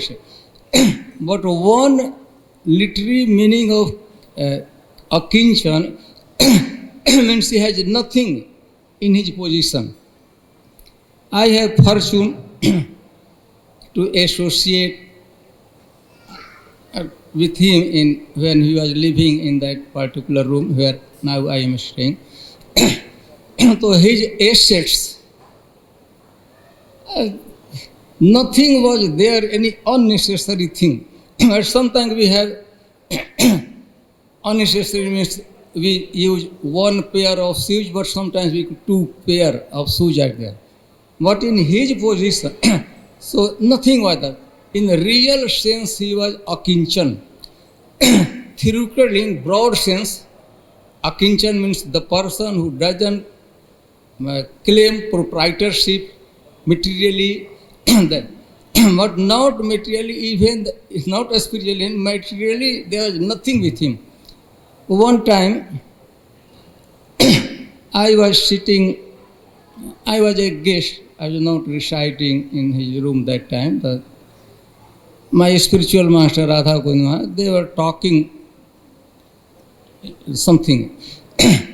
So Radha Govind Maharaj asked before coming here, everywhere is birth or where? They start probably, if I remember, maybe Chicago. Radha Govind Maharaj, so you have your parent there? So he told that, he doesn't know. At that time, he has no any clue whereabout of his parents. Absolutely, he was not knowing that. From that time, it was not serious. Nobody was having. He has no clue where they are existing. And then Maharaj said, whether they know that where are you going? No. No. Completely detached. Completely cut off from that association. Akinchan, no one is there, only Krishna, Balaram, of course, and other devotee as associate, as a friend of this temple, otherwise no connection at all. So real Akinchan, self-left, that this is legacy, though, by the powerful, by the influence of powerful time factor, Bhuvaneshwar Prabhu is not with us. Apparently, he has entered in his eternal service, assisting Srimati Radharani or assisting Rohini Devi in the kitchen of Mother Yashoda. So he is there in permanent. But he has left really great, sublime, glorious legacy of service moved with us.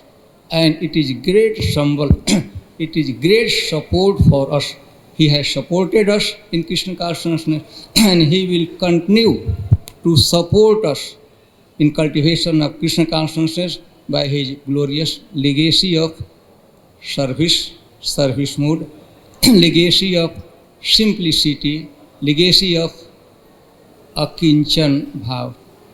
So, I should be brief.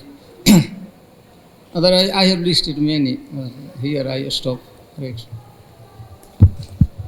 Anyway, we'd like to thank His Holiness Radharaman Swami for reminding us some of the wonderful qualities of Bhuvaneshwar Prabhu, especially his Akinchan, having nothing. Next, we'd like to ask B.A. Vaishnav Maharaj to please make his offering.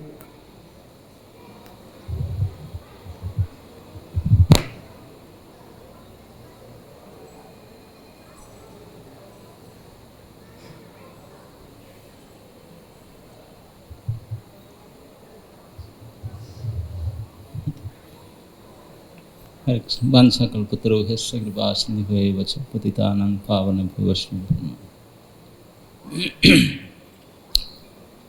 Many devotees already expressed their memories about Bhuvaneshwar Prabhu. So I don't want to repeat all these things again. But one thing I want to say that the day he arrived in Vrindavan, I was also at the same time we came to Vrindavan. So for some time I was staying in the same room also. And for a few months or so, there also in guest house in that room also. He had a very serious desire to leave his body in Vrindavan from the day one. He came to Vrindavan to leave his body here. And that was his one of most fear and panic. Whenever his visa, something happens, he will go totally out of hand. His thinking, everything will disturb. And you didn't mention that taking the pills. I think you don't want that. Anyway, I don't want to say also. So he, even one or few times he started to leave his body even. because he was so depressed and so distressed.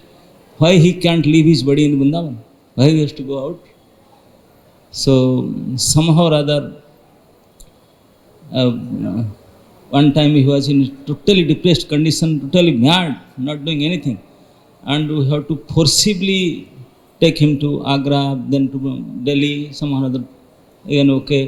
And lastly, when he started again, he called me, why you are not coming to see me?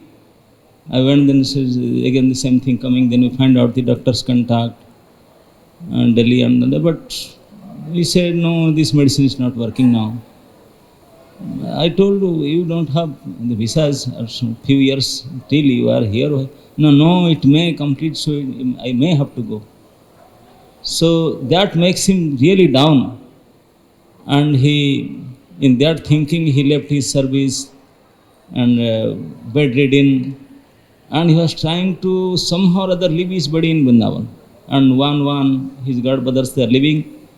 And he is becoming more and more serious. Even the day he left his body, few hours before I was there and I was talking to the devotee who was serving him, that when they put him garland and they were calling devotees so you can start kirtan because it's almost kidney fail and any moment he can leave his body. He can't speak, but still he was trying to tell that no, I don't need kirtan. I'm not dying. But he was too much. I want to leave my body. I am somehow not dying. Why you are making? It is not so easy for him to die in Vrindavan. But he made it in the same day. And for that reason, he was eating so little, and almost 5-6 days before his left body, he was not drinking even. Somehow or other, he taken vow that somehow or other, and his body, when he left his body, the photograph you see, it's almost bone and a white skin cover, that's it. Nothing was there. So bad shape. The doctors, they put cathelet to take the urine, nothing is inside, how, nothing, what will come? So that was situation. He was so keen to leave his body in Vrindavan. Somehow don't want to go here and few years before, he made a will. I don't know, somewhere in temple, somewhere it is there. You have it. Huh? He gave one copy to me. 3-4 copies, one copy he gave to me. I don't know where I have kept. There also mentioned, please, I don't want that somebody should take me to big hospital or Delhi. Someone, I want to somehow or other suffer and leave my body here. So that was one of his major project, and he achieved it. So somehow or other, we are missing him, but he will be ever in our memories, ever with us through his attitude, through his service, through his qualities. Sri Bhuvaneshwar Prabhu ki. So we'd like to thank His Holiness B.A. Vaishnava Maharaj for his wonderful memories of Bhuvaneshwar, especially his huge will to leave his body here in Vrindavan. So is Prabodhananda Saraswati behind me? All right. We'd like to request His Holiness Prabodhananda Saraswati Maharaj to make his offering.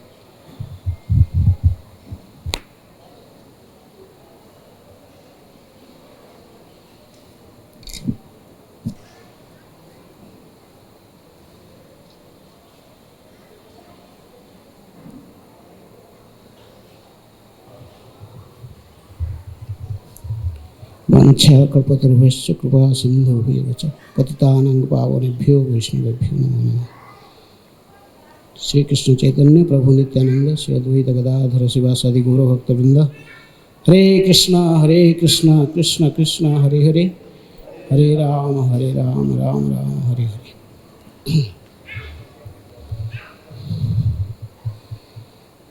So we have already heard so many things about Bhuvaneshwar Prabhu. Just like Radharamana Maharaj described him as Ajata Satru. You know, he is no enemy. Everyone likes him. And same thing like many have experienced when we are traveling. We have no need to see calendar. He always sends the message. Today, Ekadashi. That this is fasting breaking time. Like this we get the message from him. And he was so simple, and he's chanting a kirtan, not so melodious. Maybe it is not in raga and all these things, but chanting must be heard from the lips of a pure devotee, this is Prabhupada told. So his chanting is pure. Anyone heard his chanting, this is from heart, it's not just outward, because he is serving in dirty kitchen, he is cooking for Radharani. And this cooking, he is just like Sri Chaitanya Prabhu. He was perfect in cooking, and Prabhupada also told his chanting is pure. Obviously, Bhuvaneshwar Prabhu is same. He is just cooking, and his chanting is pure, so pure. You can feel. Even he heard his chanting.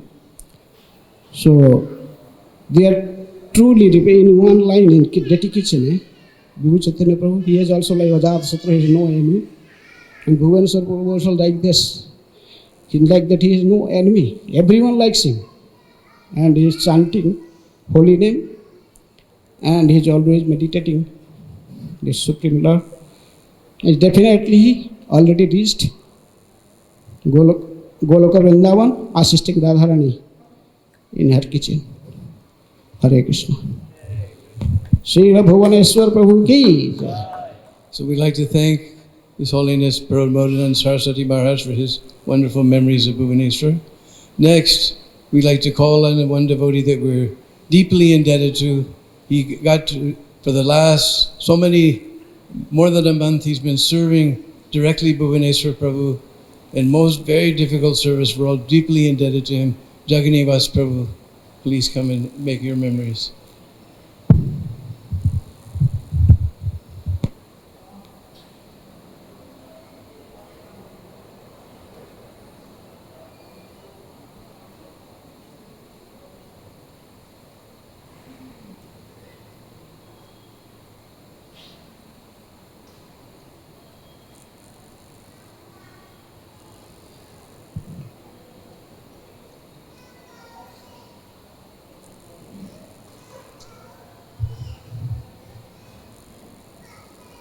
Vanchakalpatarubhyascha kripa sindhuvya evacha patitanam pavanebhyo vaishnavebhyo namo namaha.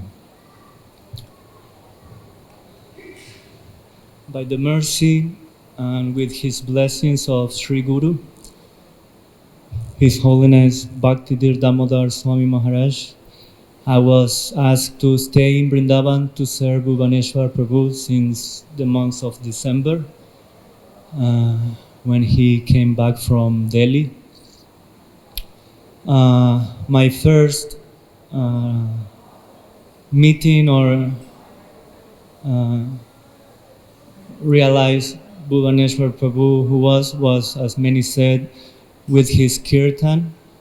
At the beginning I was not able to understand why he was singing the same tune every day. In the morning and in the evening it was just the same tune. And then I got so attached that once I recorded, I had the radio, so I recorded, and I got so attached to his chanting because, as Maharaj was saying, his chanting was coming from a pure heart. It doesn't matter the way he was chanting it.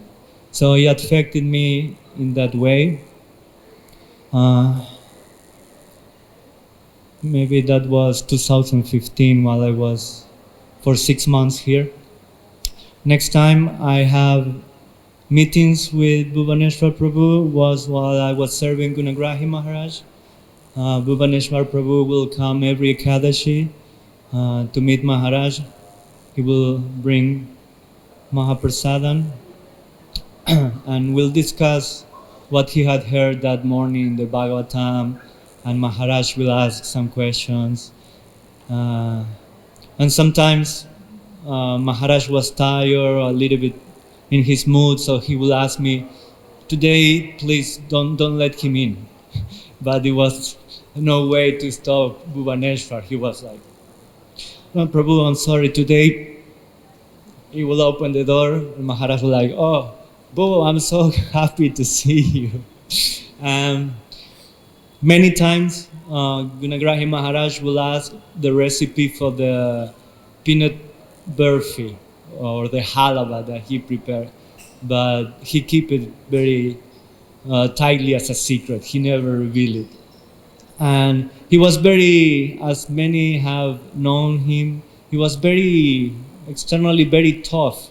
I remember one time he was coming from, I don't remember the name, it was a devotee that was working in the Bhishma department. He was coming with him. So one time he said, next Ekadaji I won't come.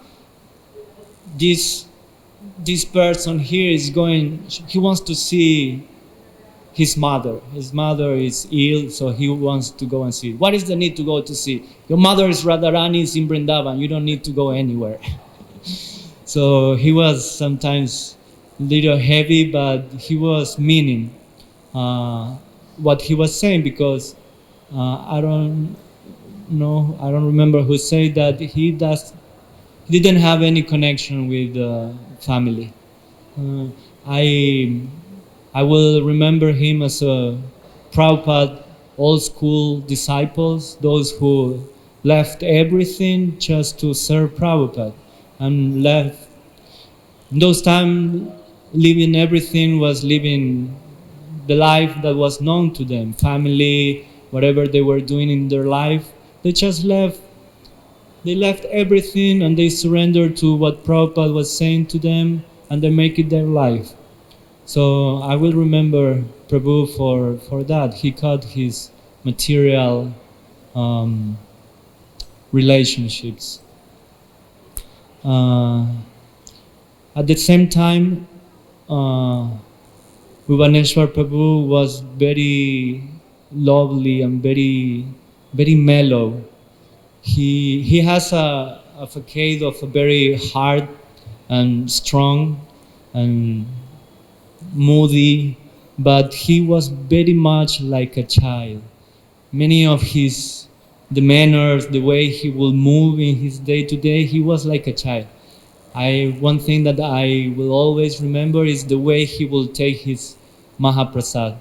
He will always have one piece of burfi and one piece of sandwich. So he will just, he will pinch a little bit of the burfi, a little bit of the sandwich, and will put it in his mouth, and sometimes a little bit will stay in his hands. But the way he was relishing Mahaprasad is something that will be one of my treasures while remembering him.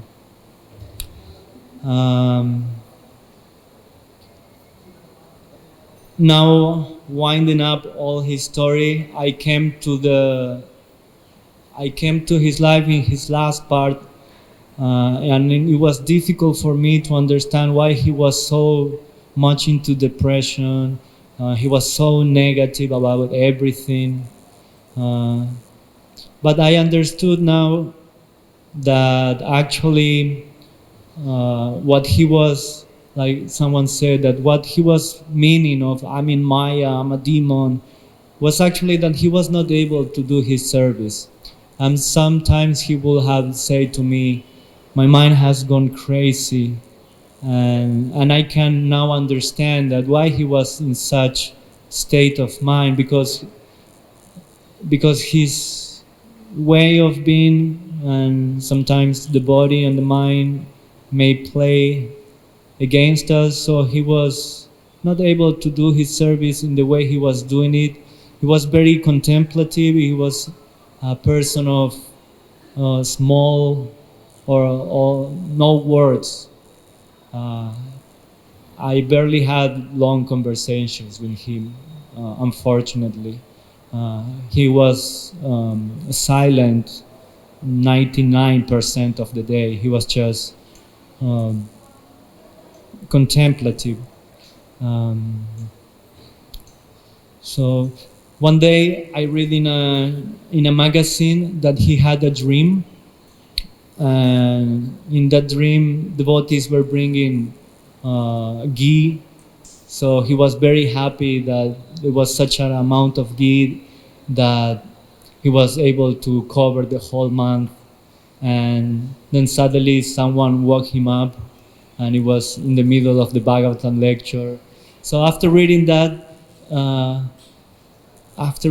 I will ask him almost for the last 5 months, like when I will go in the morning to see him, I will pay obeisances, which at the beginning he was like, no need for that, no, don't do that. But then he got used to. And I ask every time I will greet him, did you have any dream? And he was, no. So one thing is that a few days before he left, one day in the morning I came to him, I paid my obeisances, and he told me, last night I have a dream. I said, yes, I dreamed with Prabhupada. Yes, he was about to give Bhagavatam lecture, and he needed the shloka book. So I got my book, and I gave it to him. That's it. Okay, that's very meaningful. I don't know. So, yeah. He was very gentle also, and he was very respectful. This may sound very not so meaningful, but for me it was very meaningful. Sometimes I was about to start chanting my Gayatri, or I was chanting my rounds, so he will have the urge to go to the bathroom. But until I finish my Gayatri or I finish with my round, and I will look at him because I realize he wants to go to the bathroom, but he will say nothing. He will just wait. And when I finish, he will look at me and I look at him, and I understood. You want to go to the bathroom? Yeah. He will never, even he's a senior, he will say, Prabhu, chant later, or stop what you're doing, I need to go to the bathroom, I need to pass water. He will wait for me that I will chant. So he was very respectful. The last week of April, he started feeling not so well with his digestion.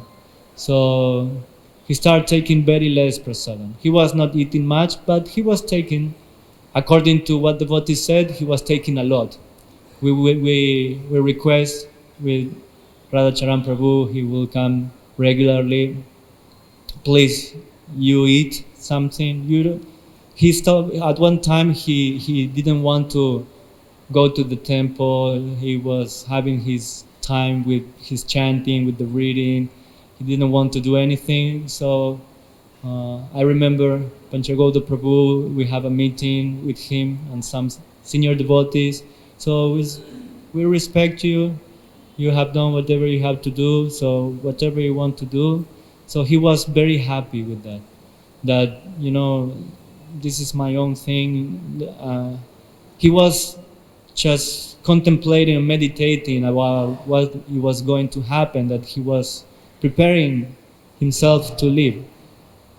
So he stopped taking medicines, he stopped doing other things, and so it came to a point that he increased a little bit his eating. We plead him, please, you don't have to do anything, don't take your medicine, just please eat nicely, we want you to be okay. So he started eating again. But at the end of April, he was start to having hard times digesting, so he started to decrease the amount of food. Until what point, one morning I came to him, and I will regularly ask him, what can I do for you? Nothing. So one day he said, help me to die. I said, okay, you want to do it? He said, yes. Okay, you are ready to go through the process? He said, yes. Okay, let's go through it. And after a while he became contemplative, and then he asked me, you're not worried? He was like surprised that I want to die. You know, all the devotees will come, they will encourage him. You have to get ready to go back to the kitchen, you have to do this, you have to do that. And when he asked me, I want to die, I said, okay, it's time. So he was a little bit shocked, but then he gained confidence when he realized that I was with him. And then he asked me, you're not worried? So I told him, why? I know where you're going. I know who is with you. I'm going to hell. I said, yes, no problem. To hell, to heaven, to Vaikuntha. Prabhupada is with you. Radhasima Sundar, Krishna Balaram, Gaurnitai is with you. So what is the problem? So he was not believing what I was saying to him, but he gained confidence. So at one point he said, I don't want to eat anymore. I said, okay. So the month of May, the beginning of May, he stopped eating. He was drinking water regularly. Not that much, but like 1 liter of water at least he was drinking. And then one time he asked me, he was contemplative, and he asked me, should I eat something? I said, yes, let me prepare. He was eating some kind of boiled ekadashi, sabji, khichdi that we were preparing. So we prepared one time, he took 2-3 spoons, that's enough. The next day, 2 spoons, that's enough. He said, I can't digest anymore. After 2 days, again he asked me, should I eat something? But I don't know what to eat. Everything is there's no hope, he will say. There's no hope. I said, let me bring you soup. So that day we prepared pumpkin soup, and he took 1 spoon. I said, that's it. I cannot take it anymore. And so the last 2 weeks, he was with nothing. So his body became very, very thin, very weak. And Nrsimha Chaturdasi, I think, the day before Nrsimha Chaturdasi, he stopped drinking also. So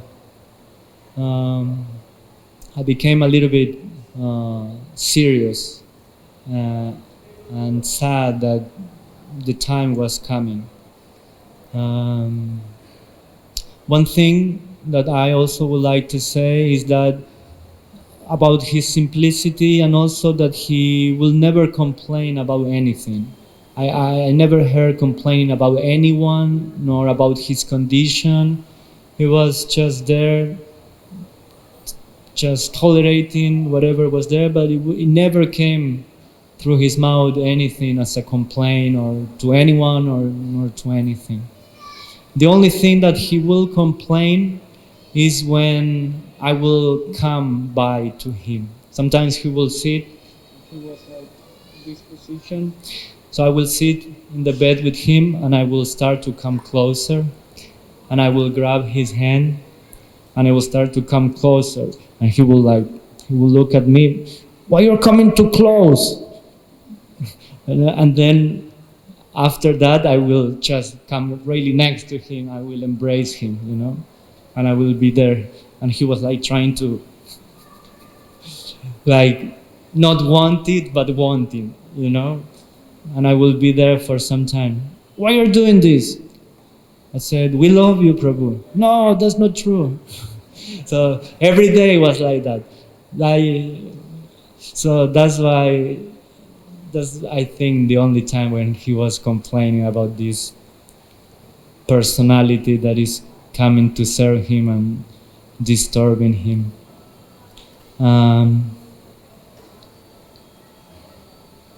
Yeah, I'm very fortunate and grateful that I have his association. We have a lot of exchanges in his way. We were not talking too much, but we will look and stare at each other for long times, and we will express a lot of things. And if you know him, he will go through some expressions, you know, like he will rise. He was very beautiful. When you stare at him and you contemplate, he has this beautiful, like blue grayish eyes, and his expression was very much like a seer. I don't know how to, like it was like a knight, Yeah, aristocratic. Yes. So I think he was waiting for his god brothers. At least Panchagauda Prabhu and Sri Kirti Prabhu came to visit him that morning after some time, after the lockdown. And immediately after they left the room, he started to breathe heavily and start to shake. That's when I called Radhacharan Prabhu. I said, Prabhu, let's check on him because something is not going on the right way. It was around 11:30, so we realized that his oxygen levels were less than the normal. So we arranged for the oxygen machine to come, and so we put the oxygen mask. He refused. He looked at me like, why you brought this? I'm not dying. I said, okay, even if you're not dying, you have to breathe and your levels are low. So you please, no, it's okay, I don't need it. Then at one point, devotees start to come to the room, start chanting. So I was a little bit taking a back seat, and I realized at one point, devotees start chanting loudly. And I got a little bit aware, so I came closer, and he was with his hand. So the devotees start chanting even more louder, But then I look at him and understanding his hand movements, because many times he won't speak, he will just move the hand, and you have to understand what he wanted. So I realized that he was not about chanting. He wanted to everyone leave the room. He was saying, just get out of here. But the devotees, in their enthusiasm, were chanting stronger, louder and louder. Yes. Yeah, he was very. His way of joking was like sometimes a little bit dry or heavy. So in this mood, like of his way of expressing his, he was uncomfortable with his situations. He will regularly say, I'm in Maya, I'm a demon. Drag me in the Yamuna, or bring a rope. You have a gun? So he will tell me, you have a gun? Come, bring it and shoot me. I said, okay, Prabhu, yes, I have a gun. I will bring it, but I won't shoot you. If you want to do it your own self, don't blame me. Then, no, not a gun. Bring a rope and hang me. He was like that. I said, Prabhu, there's no need for that. So he was going back and forth with that. Yes. Okay, yeah. So when the time came that he was a little bit in this last moment, so he has a Krishna Balaram frame picture, big picture, that he has close to him. So because he was just on one position to his left side, so I put it in front of him so he can look at Krishna Balaram. So at the beginning he called me. I said, yes. I said, why? No, take it out. I said, no, let Krishna Balaram be with you. So at the beginning he was looking some other side, but then he was really staring at Krishna Balaram, and he really got his meditation. And at some moment he will raise his hand and he will touch Krishna Balaram legs. And yeah. Yes. So please, Bhuvaneshwar Prabhu, forgive my offenses and my negligence and my way to behave towards you. It was everything done from the deepest of my heart to give you some love and some comfort. I hope you take it that way. I will remember you as a very important person in my life. His Grace, Bhuvaneshwar Prabhu Ki Jai. We'd like to thank Jagannivas Prabhu for his wonderful memories of the last days of Bhuvaneshwar. And on behalf of the whole community, we want to offer our great thank you for taking care of Bhuvaneshwar for so long under so difficult situation. Next, we'd like to ask Ishwar Prabhu.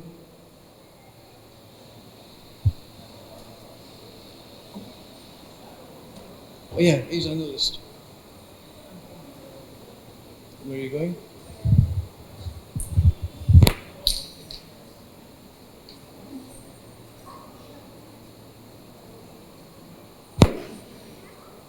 We have Ishwar Prabhu, Sarvabhaum Prabhu, and a Kitchen Prabhu. And a couple of letters.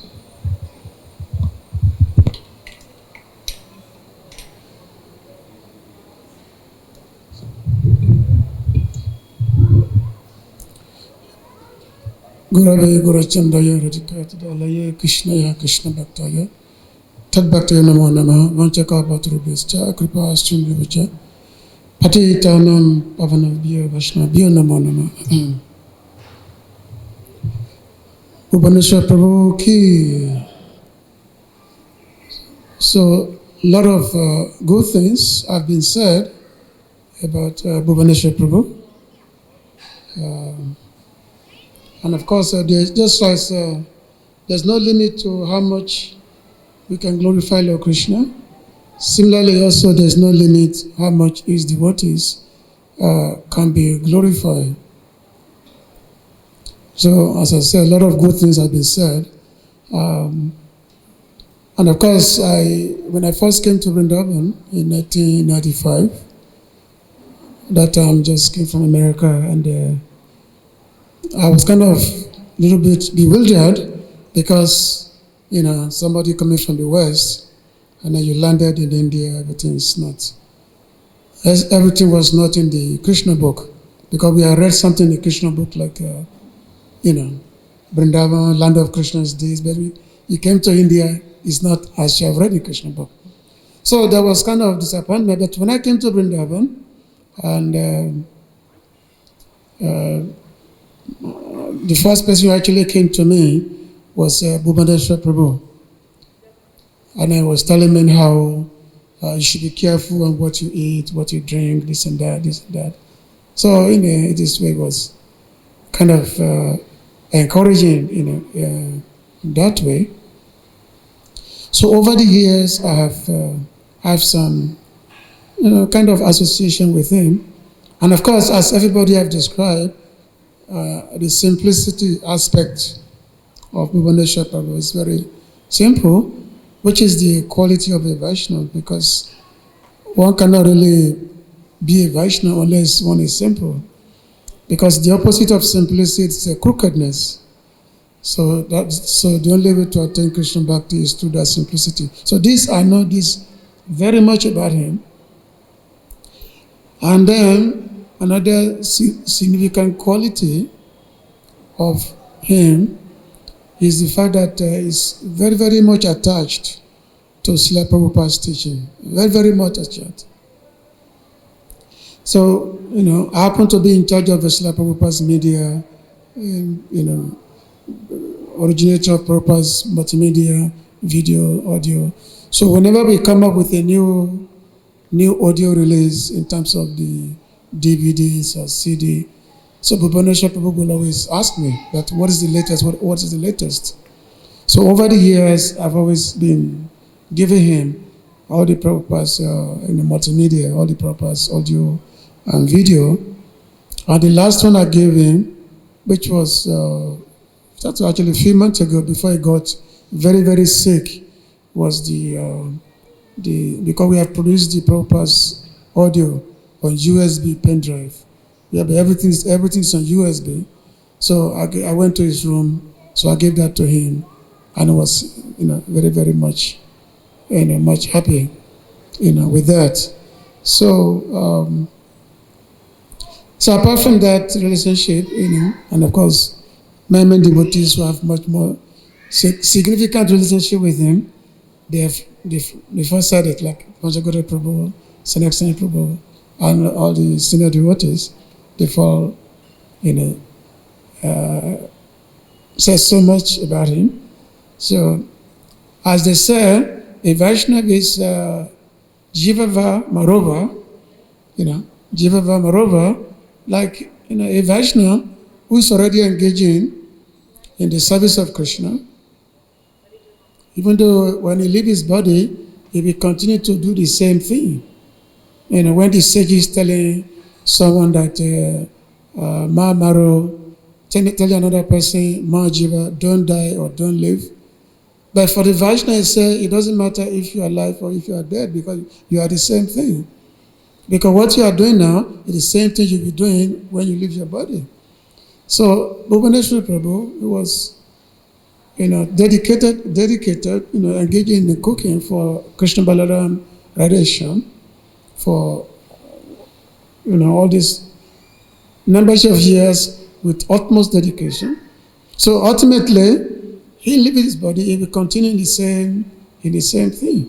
So which means we do not lament for his departure because he's rightly situated, but our lamentation is the fact that we will not be having the association of such great caliber of devotees anymore, because it's no more in our eye. But he's rightly situated.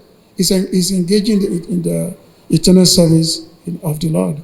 So that is the glorious aspect of the Vaishnava. And when such Vaishnava, when they leave the material environment, the demigods, they play drums, they celebrate. When they see the departure of Vaishnava, it's a very joyous location. But the demigod, they dance, they celebrate, and all that. So, it's a great opportunity for someone like myself that I was able to be of some service to Bhuvaneshwar Prabhu. So, Bhuvaneshwar Prabhu ki, Srila Prabhupada ki, Hare Krishna. So we'd like to thank Ishwar Prabhu for his memories of Bhuvaneshwar Prabhu. So we'd like to call the Kinchan Krishna, who's been sitting very patiently. Please offer your homages.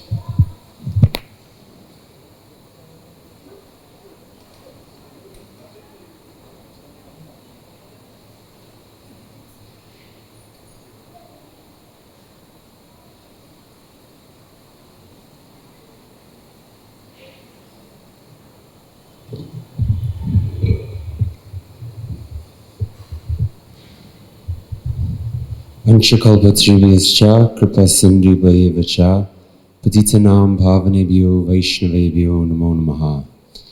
So many have spoken very nicely. A few devotees asked me to just try to remember stories of Bhuvaneshwar Prabhu. The first time I saw him, when I first came to Vrindavan, I was in the lobby of the guest house, and there were two devotees there playing chess. And Bhuvaneshwar Prabhu, he walked by and he was chanting on his japa, and he just looked at them and he said, "Why would you waste your time in Vrindavan?" In 2002, I came here to join the 24-hour Kirtan party, and somehow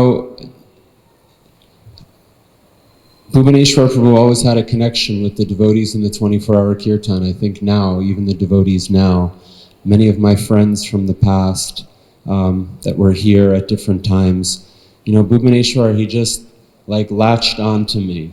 And he was a very strong person, and I could never refuse him. In those days, I was practically spending morning, noon, and night with him. Mostly he would have me reading Shastra to him.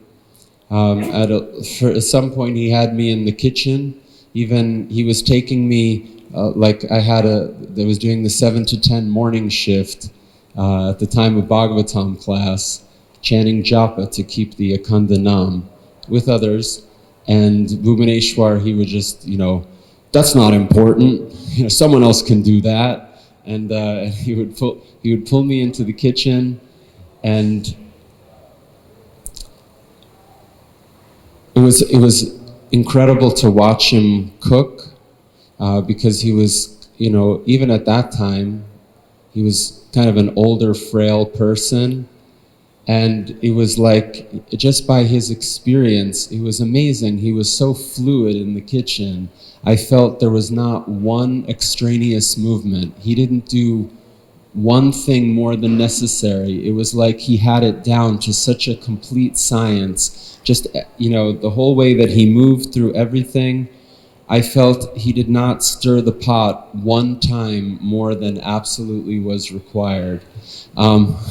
When he would have me grind things in the blender, like I especially remember tomatoes and maybe nuts for the sweets and stuff like that. And anyway, I told this already, but you know, after I would grind something and then I would go to clean it, and even sometimes then he would say, "Hey, yeah, I didn't tell you to do that." You know, it's like it was too much. Like it was an unnecessary movement to clean it, because he knew that the next thing that needed to go in the grinder, it didn't need to get cleaned. And anyway, another story I told the other day. You know, one time I was working in the corner, and somehow I had like put one thing. You know, I had switched the places, like the cutting board was over here and the bowl with the item was over there, and I kind of like shifted it around, and he looked around and he said, "Hey, why'd you move that?" And I said, oh no, I just thought it would be better if it was over here. And he said, "I don't pay you to think."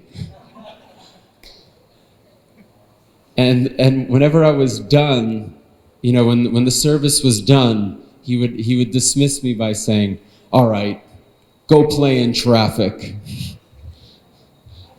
He asked me one time, you know, if I knew how to cook. And so I said, "Yes, Prabhu, I know a little bit of cooking." He said, "Do you know how to make rice?" "Yes." "Do you know how to make sabji?" "Yes." "Do you know how to make chapatis?" "Yes." "Do you know how to make dal?" "Yes." "Do you know how to make puris?" "Yes." "Do you know how to make samosas?" "No." "Do you know how to make kachoris?" "No." "Do you know how to make rasgullas?" "No." "Do you know how to make gulab jamans?" "No, I don't know how to make that." And then he just thought for a minute, he goes, "So none of the fancy stuff." He said, "Half your life is wasted." He told me a very beautiful, powerful story. He told me he joined as a young man in his early 20s, maybe around 25, something like that. His parents died. I don't remember the circumstance, how his parents died. But his parents died, and they left him an inheritance. And it was something substantial. And maybe he was already part of Krishna consciousness. He must have been. And so he said, so at that time, the devotees preached to me, "You should give half of that inheritance to Prabhupada." And his answer was, "Why just half? I'm not a grihasta." And so he gave the whole thing. And then he said, "And since that time, I have never been in want for anything. And I practically experienced that in several ways. I saw that he never wanted anything for his sense gratification. He never indulged in luxury. Already so many people have said this. Mar spoke so nicely. He was a Kinchana Vaishnava. I think that's a beautiful description. He never desired anything extraneous. But for his service, he had so many things that he needed. Like Shastra was saying, he needed the saffron and the blue tack and the fishing line, to hold up the deity clothes, and the dry fruits and the nuts and everything like that. And it was just like mystical. When he needed things, when he wanted things, all those things would come to him. One time I remember I came in the evening, and unfortunately I forgot the occasion, but there was a festival happening in Vrindavan, and he wanted to see some of the major temples of Vrindavan. And I came to the room and he said, "Hey, we're gonna go out on parikram." And immediately I felt like I was so stupid because I didn't have any money with me, and I was thinking, how are we gonna pay for the rickshaw?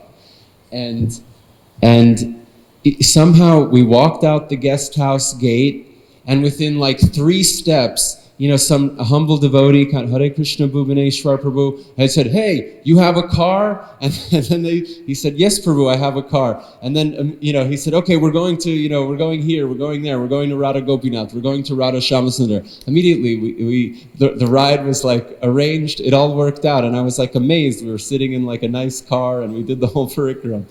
And another thing he told me, about 5 or 6 years ago, he needed to renew his visa, and at that time it made sense to go to Melbourne, Australia, for whatever they must have had a good connection there with the embassy.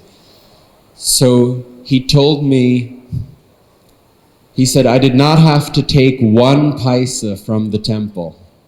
Somehow he arranged all the funds himself for his travel.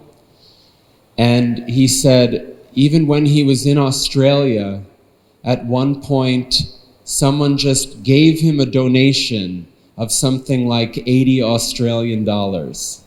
And then he said, "I had to go to the market to purchase some things." I'm sure it meant for the deities. He had a shopping list of things that he wanted to purchase. So he went to the store, and he said,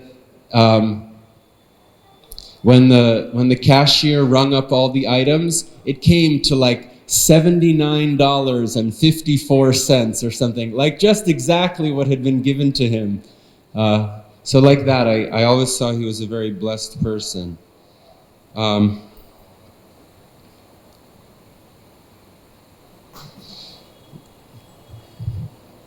preface, I have to speak a little small thing about myself, but when I was first getting to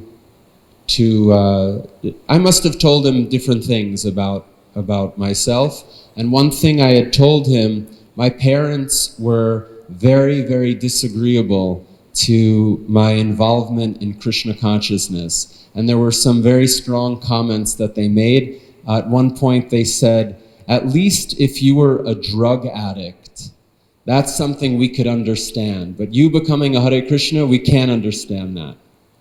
That was one thing. And another comment they said was, my stepfather said, "Even the man that is pumping gas at the gas station is making some kind of contribution to this society. What you do has no value." So anyway, Bhuvaneshwar heard those things. I must have said them. And then some time passed. He used to live in a room right below Radha Shyamasundar, and there were many senior devotees would come to visit him, and there were many times where I would be there reading, and he would have a guest, and a few times he would just he would meet the guest would be there, and to introduce me, he would say, "This is a Kinchana Krishna Das." His parents would prefer he was a drug addict.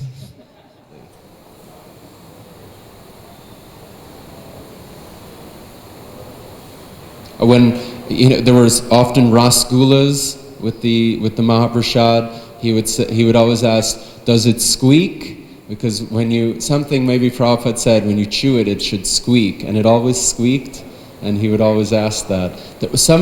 One time, maybe it was a different period, I independently purchased a box of Mahaprasadam, which means one of the full deity plates, and I told him that, and he said, you ate the whole thing? And I said, yes, Prabhu, I ate the whole thing. I said, how could you eat the whole thing? Nobody eats the whole thing. And then he was talking about some, bigger god brothers. Maybe he said like, even Vaisheshika Prabhu can't eat the whole thing. How could you eat the whole thing?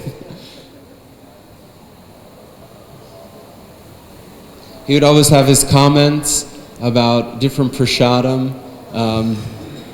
I remember, anyway, in later years, I remember how he would just go to all the different sweet stands and the bakeries, and there's no question of him making any payment. He would just demand, like, hey, give me that. And he would try it, and, sometimes it passed the inspection, and sometimes it didn't pass. Hey, why are you making this? This is no good. You shouldn't make this. Why are you making this? Or he some other temple project he visited, he said something, how, they make so many useless cakes. I don't know why they make so many useless cakes.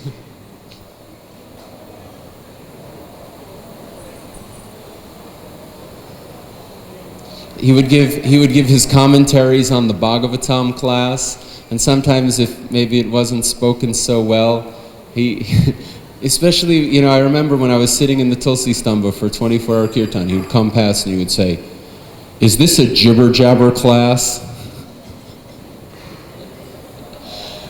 Sometimes I would, anyway, in some past years I was called on to give class, and so I would tell him, I don't know what to say. He would always invite me to his room. Okay, come to my room. Always come to my room, and we would read the verse and the purport, and even if we didn't discuss so much, just somehow being in his association, then some inspiration would come. And he told me once how to give a class. I said, I'm going to have to give a class. I don't know what I'm going to say. And he would say, he said, you just have to quote a shloka from Bhagavad-Gita, tell a few jokes, tell the story of how you came to Krishna consciousness. And he said, and you can sing the Jaya Radha Madhava for longer. That'll make the time go by.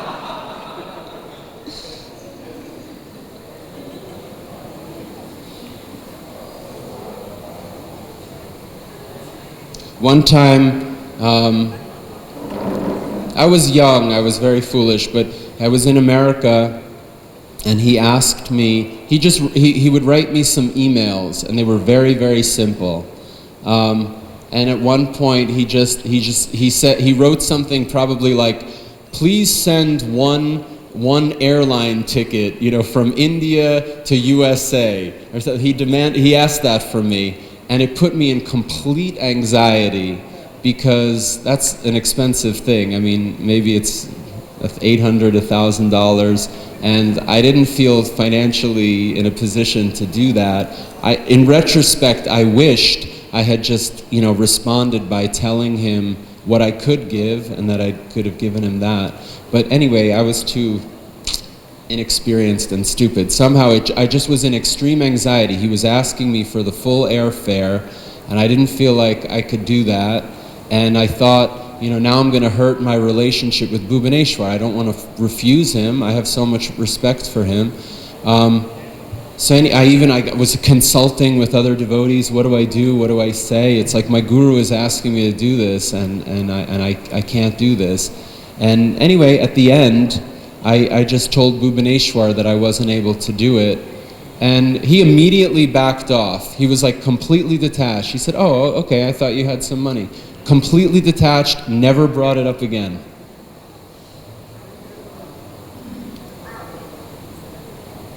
One time I had been out of Vrindavan, and I returned here to Krishna Balaram temple after a long period. And Bhuvaneshwar, of course, was one of the people I was very excited to meet. And I saw him at the Tulsi Puja, and my sentiment was like, Haribol, Bhuvaneshwar Prabhu. But before I could say anything like that, he just said to me, "Hey, you can't buy a ticket to Vrindavan. How did you get here?"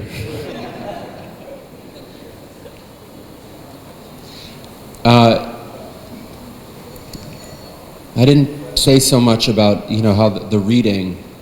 I'll try to say something about that.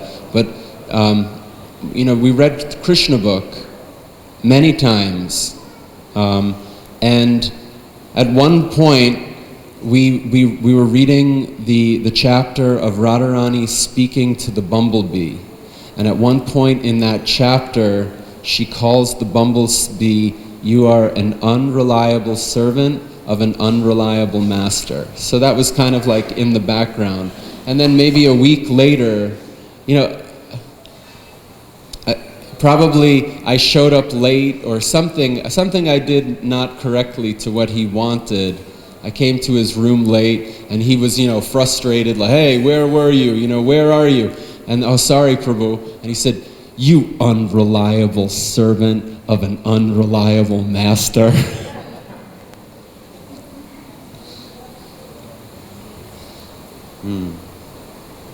He told me, it's a rare person that can do the same service every day, year after year. He used to have different kind of mantras, meaning like small kind of spiritual instructions. He would have something would be in his mind, and he would kind of preach that again and again. And a few of the ones I remembered, he at one point he would say, he said, "Mangal means auspicious. If you don't go to Mangal Artik, your day's not auspicious." He had a thing about no one-handed obeisances. He read somewhere in Shastra that if you offer obeisances only with one hand, then the power is lost or something like that. And so he'd hey, no one-handed obeisances.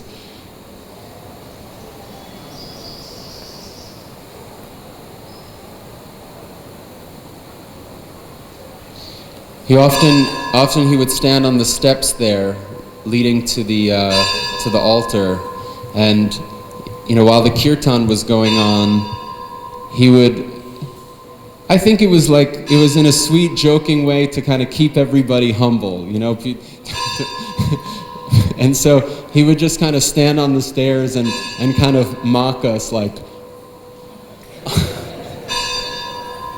And I remember him also saying, we'd hear a certain singer would sing, and he said, it was a little flat. Or he would say, someone would start singing on the radio, and he would say, he said, "He should make a CD. We'll call it Best of Krishna Balaram," and it was always completely sarcastic. At one point, he said, "Who was singing on the radio last night?" And I he told the time, and I said, "Oh, that was me, Prabhu." And he said, "It was very nice." And he said, and who was singing this morning?" And he told me the time. And I said, "Oh, that was also me, Prabhu." And he didn't say anything. And I said, "Oh, it wasn't nice?" And he said, "It was standard."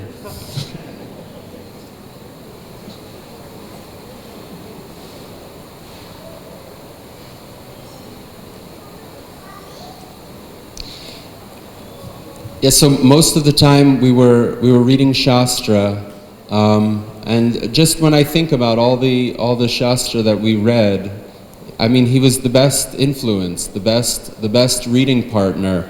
At one point I understood we went through the whole Chaitanya Bhagavat 3.5 times. At the end of the Chaitanya Bhagavat, in the final portion, there's a section about Bhuvaneshwar, glorifying Bhuvaneshwar and its connection to Lord Shiva, and he said a few times, he said, "They named the whole city after me."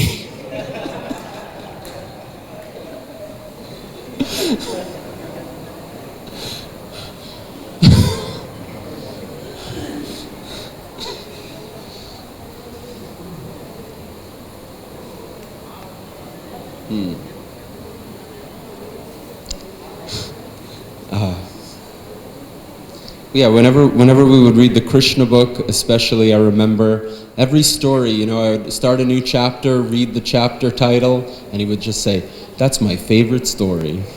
And it was for every story. Please don't mind.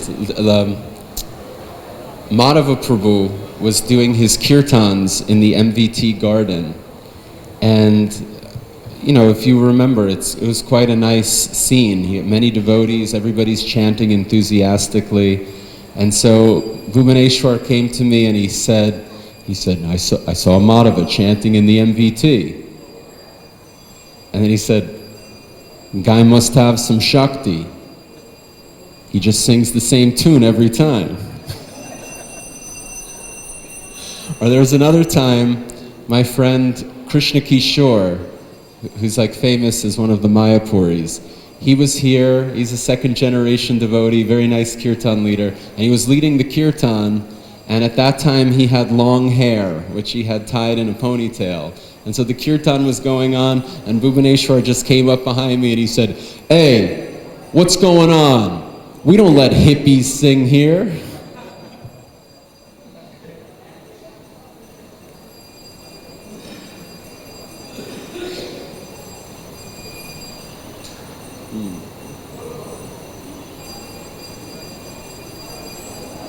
Sometimes I would ask him, when I was in his room, "Prabhu, may I use your bathroom? Or may I take a cup of water?"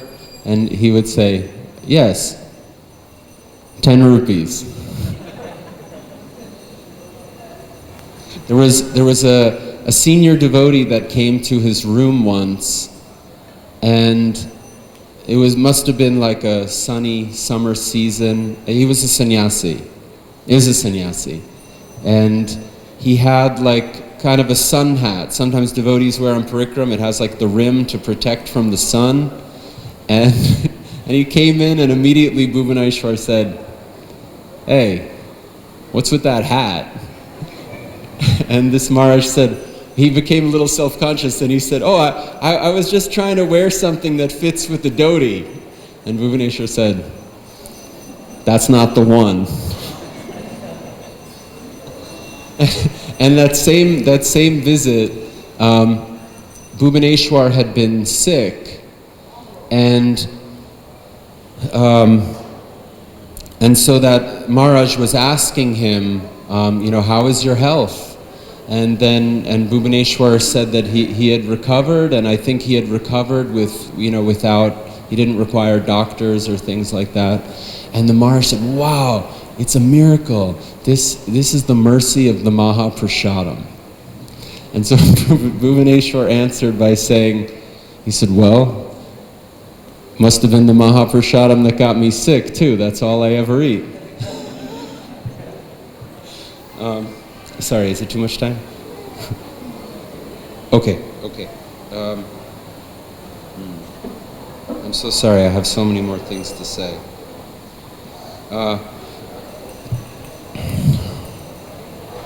In 2020, I felt Bhuvaneshwar became much more silent, much more old. It was very heavy, actually. I felt like he had aged, and I didn't see it coming, what was happening. I just felt he became much less talkative, much less full of jokes. Actually, we were reading 10th canto of Srimad Bhagavatam at that time. And formerly, he would always want to speak after the reading was done, and then he became much more silent. There was a devotee, Karabhajan, who must be around somewhere, and he was more regular than me, coming every night for reading. And Karabhajan Prabhu, he's an elder Indian gentleman. He had a very nice culture that he would go to Bhuvaneshwar and get a pat on the head.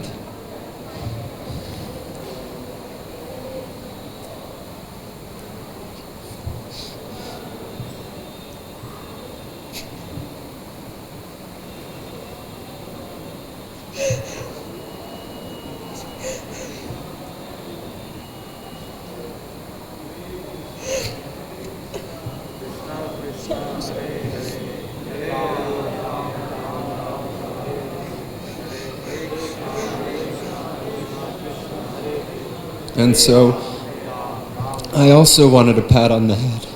And Karabhajan said, and Bhuvaneshwar, he said, no, it's not necessary. And Karabhajan said, you should pat him on the head. He's like your son.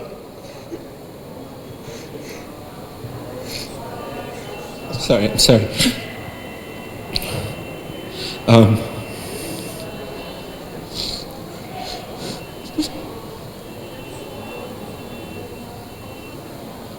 At one point, it was in Kartik,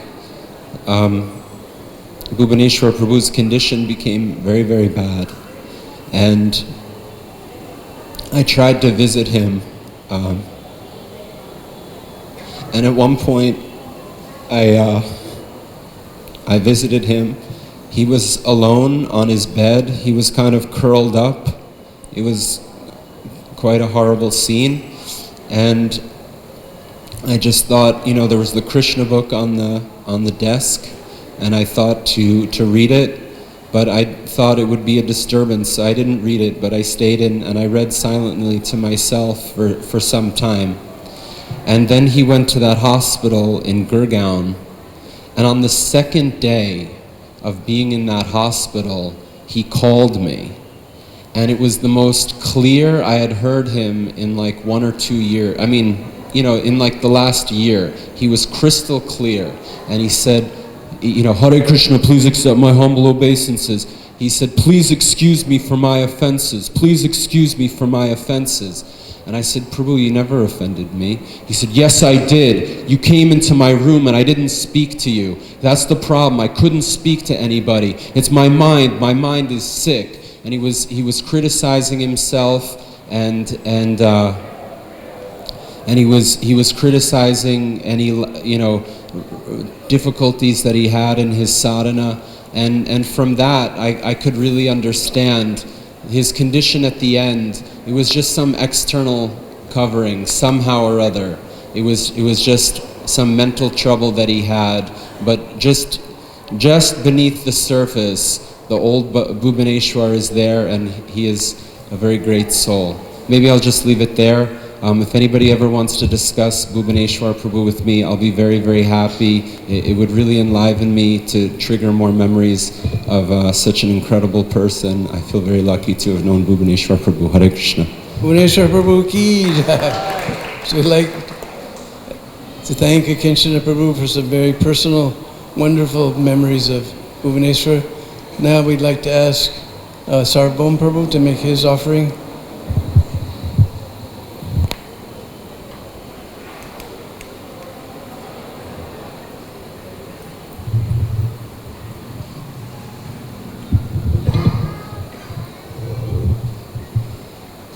Bhuvaneshwar Prabhu ki.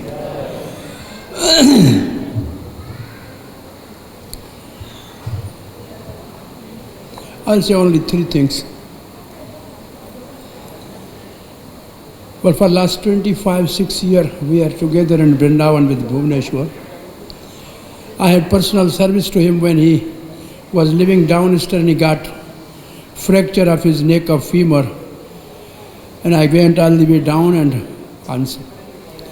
we took him to the hospital, got fixed it. And then he got this little trouble. That was the service at that time we were rendering to Bhuvaneshwar Prabhu. The things which I want to say is number 1. He was determined to die. It means there is some sweetness in death which he has only experienced. There is something, maybe younger generation may not know it, but he was determined to die. It means there is some sweetness in death. And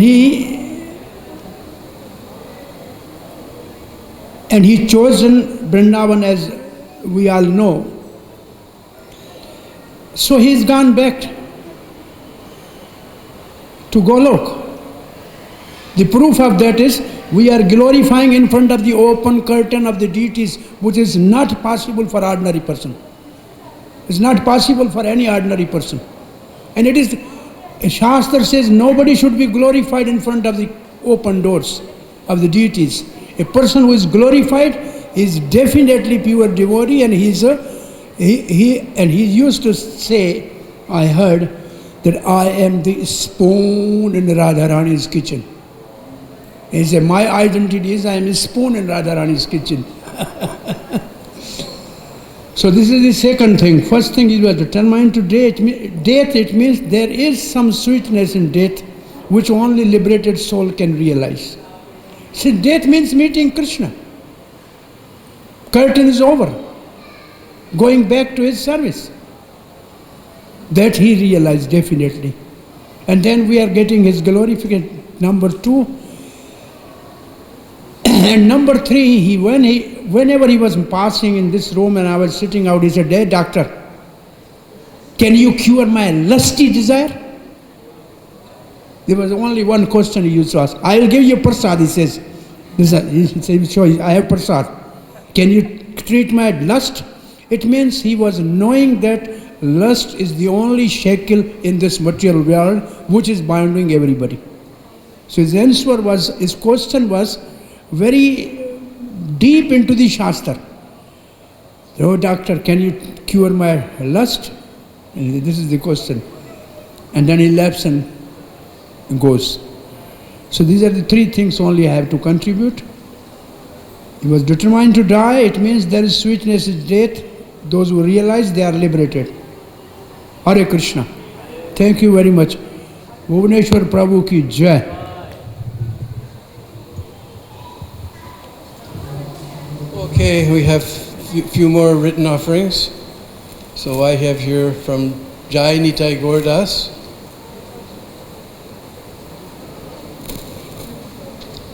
Was he a friend? He was too elevated devotee for me to consider him a friend. He was my superior in spiritual life. When I was in Vrindavan studying scriptures, I stayed with him. I had read for him every night. He told me a story.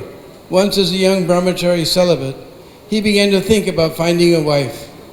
His mentor at that time told him, you will never get married. You are too ugly. He showed me a picture of himself in his youth, and I said, that man was wrong. You look so handsome. I'm sure you could have had any girl you wanted. He laughed and laughed and laughed. He never married. Once I asked him if I can arrange for full Rajbhoga, Radhesham Mahaplate. I told him I want the whole thing and I want to eat all of it. One full plate is normally for 6 to 7 people. He told me to wait for him when he finishes his cooking. When I arrived, he was already waiting for me, and he told the pujari to bring the whole Radhesham plate directly from the altar. We sat down in the room, and he took a morsel of food from my plate. I began to eat. He finished his meal in a minute or 2, and then he just looked at me eating and eating and eating and eating. He stared at me in bliss, wishing he could enjoy as much as I did. He looked on without blinking. He smiled in transcendental bliss, appreciating my own blissful situation. For many years I had not seen him because I had never returned to Vrindavan after 2008, but I thought of him many times. Because he was old, I knew he would leave soon, but I prayed to Krishna to be able to talk to him again in his room in Vrindavan before he departs. Sometimes Krishna won't fulfill devotees' desire. Now I regret not getting this opportunity. You left too soon. I wanted to clean your room, especially nice, and wash all your clothes. And read to you again and again from Chaitanya Charitamrita, Prabhupada Lilamrita, or Brihad Bhagavatamrita. I want to laugh again with you, watching drama performed by devotees on low-tech video player. You are now with your beloved spiritual master, Srila A.C. Bhaktivedanta Swami Prabhupada, and you are happy, finally supremely blissful in your spiritual body. Dear Bhuvaneshwar Prabhu, the news of your departure are saddest news I received this year.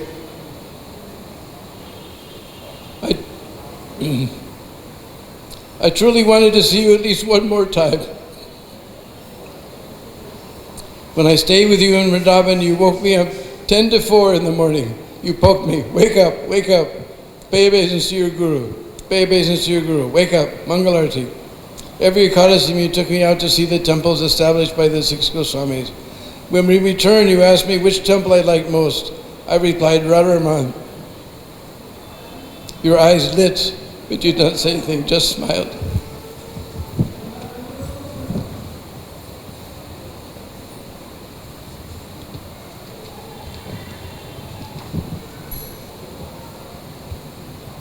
This is from Gopal Prabhu, from 24 Kirtan. Today I will try to remember the glories of your association. I first met you at Bhaktivedanta Manor, UK in 1996 summer, while you were waiting for your 5-year visa. You were cooking the Rajbhoga offering when I went to see my mother in the deity's kitchen, as her service was as that was her service for 20 plus years. We met at the Arti and exchanges between us forged a lifetime friendship. I only really got close to you when I became a 24-hour Kirtan Brahmachari in year 2000.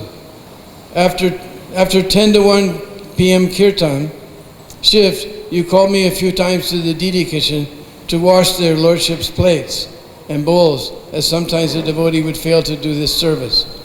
I would be rewarded with a leaf cup of Mahaprasadam, which was blissful to honor. On one of those occasions, Indra Prabhu saw me washing the Lord's plates and looked at you, and then you looked at me and said, just make sure this doesn't take you away from your 24-hour Kirtan service. During one long hot summer, we cut a deal and together rented an MVT air-conditioned apartment for the Mahaprasadam in exchange every day, which you had me give you an improvement report. You were so into cooking for the lordships with love and perfection at heart. Sometimes when I would get burned out with 24-hour Kirtan service, I would go to preach in the West for the summer months, and upon return come back with your shopping list of bhoga for their lordships. The most sort of items starting with pure saffron, a variety of dried fruits, pins, blue tack, medicine. One time I asked the Bhaktivedanta Manor head pujari for bhoga, and upon hearing a request, he said, yes, for Bhuvaneshwar Prabhu, sure, I will arrange everything. When the news came to light about the adulation of ghee, I don't know what that means, I would then source as much ghee as the priority during visits to the Western world. Once visiting Australia, you had me bring back 20 kg bucket of ghee and 10-liter bucket of honey. You always fixed on offering the lordships the best ingredients. If something was substandard, you would not accept it. Upon returning to Vrindavan for Lord Balaram's appearance day 2003, I found out you had slipped and broken your thigh bone. I visited you in your room. To my shock and horror, you had a series of metal bolts sticking out of your leg, connected to a metal plate, and with very limited painful mobility. You grabbed my hand and said, please, please stay with me, help me. I immediately moved in and assisted you in personal care up to the evening before Jamashtami, when Indra Prabhu gave me an ultimatum. It's him or me. I need you tomorrow. Fortunately, by then the doctors had removed the bolts and you were on your path to healthy healing. Another devotee was arranged. We could all see how difficult it was for you to be in a wheelchair, later a walker. Not being able to do your service was a very challenging period for you. Sometimes during the summer months, you would request me to assist you in the kitchen, so I would arrange my kirtan service around the time you needed me. In the kitchen, I felt like an extension of you, not to move a thing or do anything unless you said so. During one Purushottam Mas, I honored prasadam with you every day, sometimes alongside Vaisheshika Prabhu, who gave a rating chart of 1 to 10. And his response was, it's off the charts.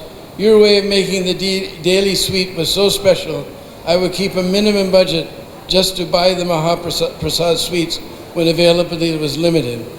I know where your stash was in your room. As a brahmachari, you were an inspiration. You had arrived in 1986 and shared a room with Indra Prabhu alongside traveling to Mayapur festival for the 500th celebration. You told me stories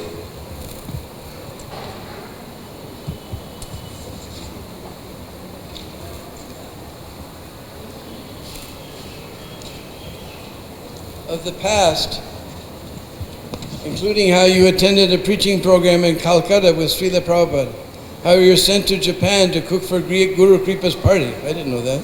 What a strict brahmachari. You were chastising me for missing Srila Prabhupada's Mangal Arati. Your chastising came in the form of one-line sentences known as rips, leaving me not knowing if it was hardcore dry sarcasm or actually exposing Maya to my face.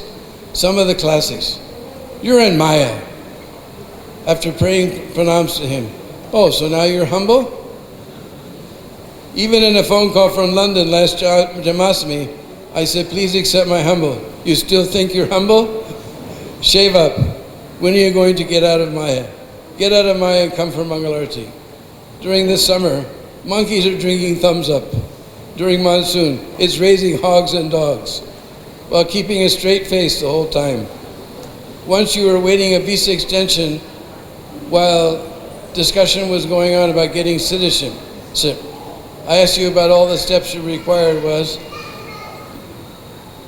your response was clear as mud. When some ingredients ran out or you really needed it for making some sweet, you would say, go to Gupta's junk shop in Loy Bazaar and buy this. When I was leaving the Brahmachari ashram, I came to ask for your blessings. Your reply was, damned if you do, damned if you don't. When you heard about a devotee getting the rare 5-year visa, you could fly out to anywhere in the world to secure your service in Vrindavan. Sometimes when Indra Prabhu in the 24-hour kirtan would attend some of the Mayapur festival, you would come along booking a flight.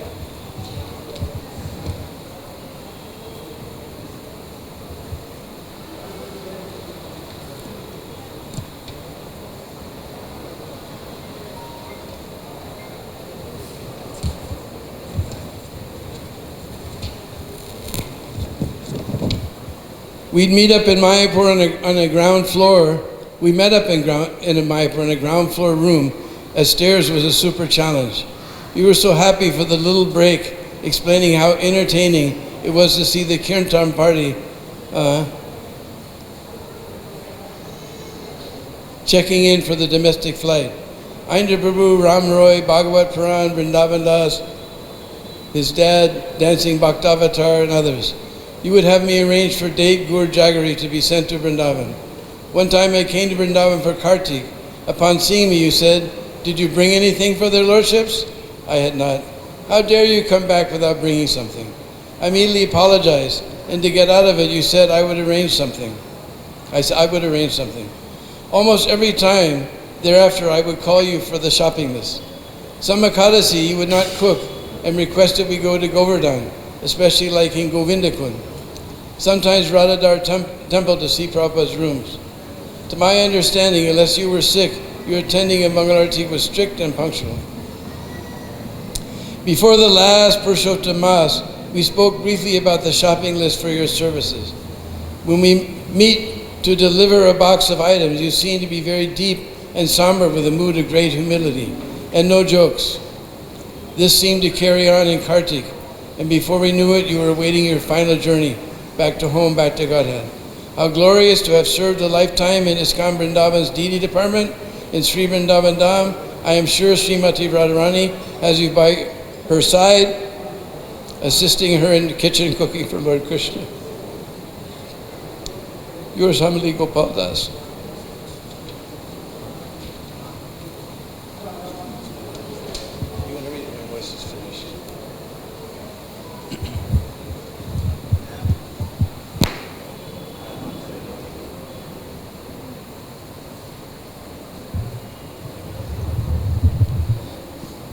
This is the offering from Bhima Prabhu.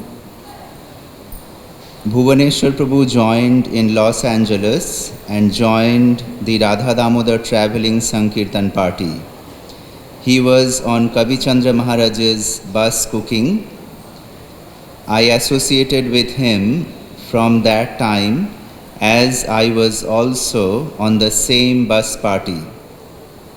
Bhuvaneshwar Prabhu, after serving in Chicago, came to India in January 1986. he was in charge of the Sankirtan office in Vrindavan for some years. Vaishnav Maharaj and Saranga Thakur Prabhu were with him. When Dadu, Vibhu Chaitanya Prabhu, became too old, Bhuvaneshwar Prabhu took over Radharani's kitchen, a service he continued all these years. Bhuvaneshwar Prabhu was always engaged.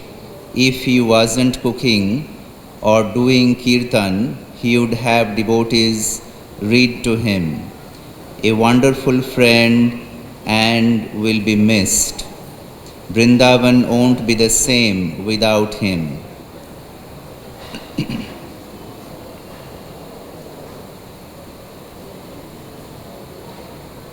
And this is an offering from Mukunda Datta Prabhu, Srila Prabhupada's disciple. There are too many things I would like to say in glorification of Bhuvaneshwar Prabhu's sublime character, example and deep devotion. But time is limited, so I will try to be brief. We are all feeling the absence of Bhu Prabhu now. I knew him since our Radha Damodar days, when he was a grumpy but blissful cook who also danced like a madman in Kirtan. When I came to Vrindavan, after not seeing him for decades, I was very happy to get Bhu's satsanga for Rajbhoga Prasad from time to time, which he kindly saved for me, unsolicited. Alas, those days will no longer return in this life. In his later years, Bhu's kirtans enlivened everyone. I always hoped that they would invite him to the kirtan melas, but somehow they never did. Personally, I feel the 7 a.m. kirtans in Vrindavan will never be the quite same without him. I have kept my recordings of his kirtan because they were pure Jnana Karmadi Anavritam. He was such a staunch brahmachari that if my wife answered my phone whenever Bhu called, he wouldn't even speak to her. But he was also very jovial, simple and satisfied. His tremendous sense of humor is celebrated worldwide. He always sent me and others transcendental text messages, including this favorite that I was surprised to receive one day at 2 a.m. The boys in the 24-hour kirtan say, I rock the house. Bhu Prabhu was an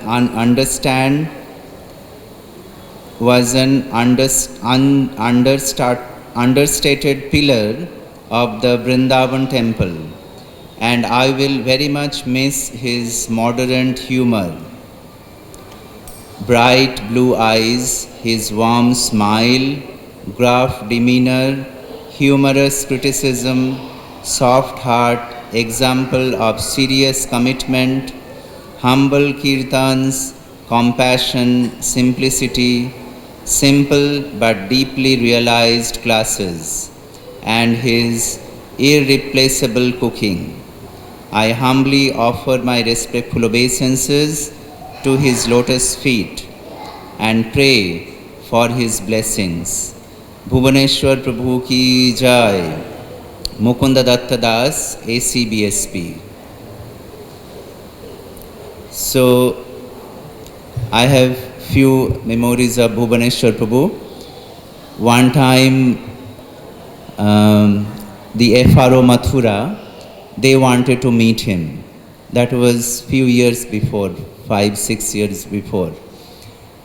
And so they were thinking that, oh, such an old man, how he can be on a student visa. So they wanted to meet him. So I took him in a car, and the main officer, so he was asking him that, how come you were such an old man and you were still studying? And it was about the extension.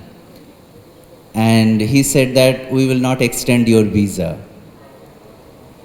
So when he heard that, he became very serious. His eyes became very big and his head went down. And I became very fearful that I don't know what will happen now. So then the officer became also very fearful by seeing that situation. So he said, okay, we will extend your visa. Now just relax. So then he became normal again. And so then we came back to the temple here. And then one time on the Jamuna Mataji's disappearance day, so I was taking everyone's name, making the list. So I asked him that, please come for some time and make some offering for Jamuna Mataji. So he wrote on a piece of paper, and then, so he mentioned there that one time Jamuna Mataji came in this pujari room after the Rajbhoga offering, and so she took a rasgulla from the Rajbhoga plate, and she, with a loud voice, she said, "Who made this rasgulla?" And Bhuvaneshwar Prabhu said that when she said that, I became very fearful, and now I don't know what will happen. And then she said that, in my life, I never see such a beautiful rasgulla. And then he became very happy. And Bhuvaneshwar Prabhu also used to send me the text messages on Ekadashis and on different days. So on one Ekadashi, Kamika Ekadashi, he said, today is Ekadashi, save the Prajalpa for tomorrow. And he didn't like few things, like last year in the lockdown period, he didn't like the lockdown. He didn't like that devotees are not able to come to the temple, and he didn't like that. And then also he didn't like that for some time we were doing the kirtan without microphone. So he didn't like that either. And then he wrote to me, he said, about wearing the mask. So he said, I have the permission from Panchagaura Prabhu and Mukunda Datta Prabhu, I don't have to wear mask. So these are the few things that I was remembering. But myself and Akinchana Krishna Prabhu were discussing at the Jamuna when we had the last ride, that Bhuvaneshwar Prabhu, he never wasted a single moment. Because in Nectar of Devotion we read that one of the symptoms of a pure devotee who is on the platform of Bhava Bhakti, it is Avyartha Kalatvam, that he never wastes a single moment. And if you see the life of Bhuvaneshwar Prabhu, starting from Mangalarati, his things are nicely scheduled. What he will do at this point of time, what he will do at this point of time, everything is very nicely scheduled. His kirtan, cooking time, reading time, resting time. Many years before, he used to call me because he took from the Rajbhoga plate very little amount of Rajbhoga, little chapati, little sabji, or some pieces of sweets. And then after he took, then he used to tell me that, okay, you take now. And then I took the prasad, and then he used to ask that, was it okay, the taste is okay? And yes, I said, yes, it was wonderful. But recently, when Bhuvaneshwar Prabhu used to cook, he used to cook so many different things for their lordships. But one of the items from the Rajbhoga plate was very special to me, was the sour cream cauliflower sabji. And I know no one can make that item. Also his peanut dry sweets. Those two things were like out of the world for me. And we will miss Bhuvaneshwar Prabhu, but we will continue to remember him, his stories, his different jokes, and hopefully we will find him again at the lotus feet of Srila Prabhupada in the spiritual world. Hare Krishna, Krishna Krishna, Hare Hare, Hare Ram, Ram Ram, Hare Hare. His Grace Bhuvaneshwar Prabhu ki jai.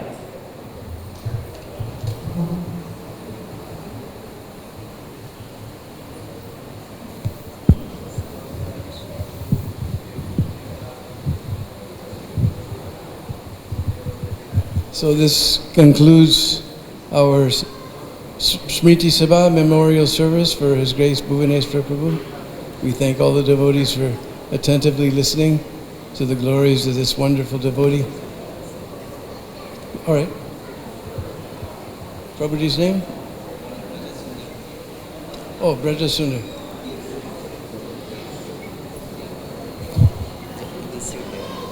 Also, if any 24 hours Kirtan devotee would like to offer any memory with Bhuvaneshwar Prabhu, you can come forward.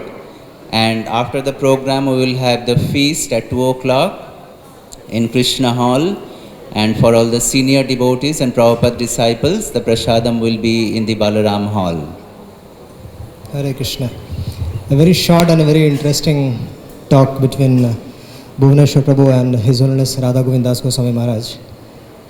So, Maharaj was giving katha here for 7 days, and Bhuvaneshwar Prabhu said, Bhuvaneshwar Prabhu told me that he wants to see Maharaj.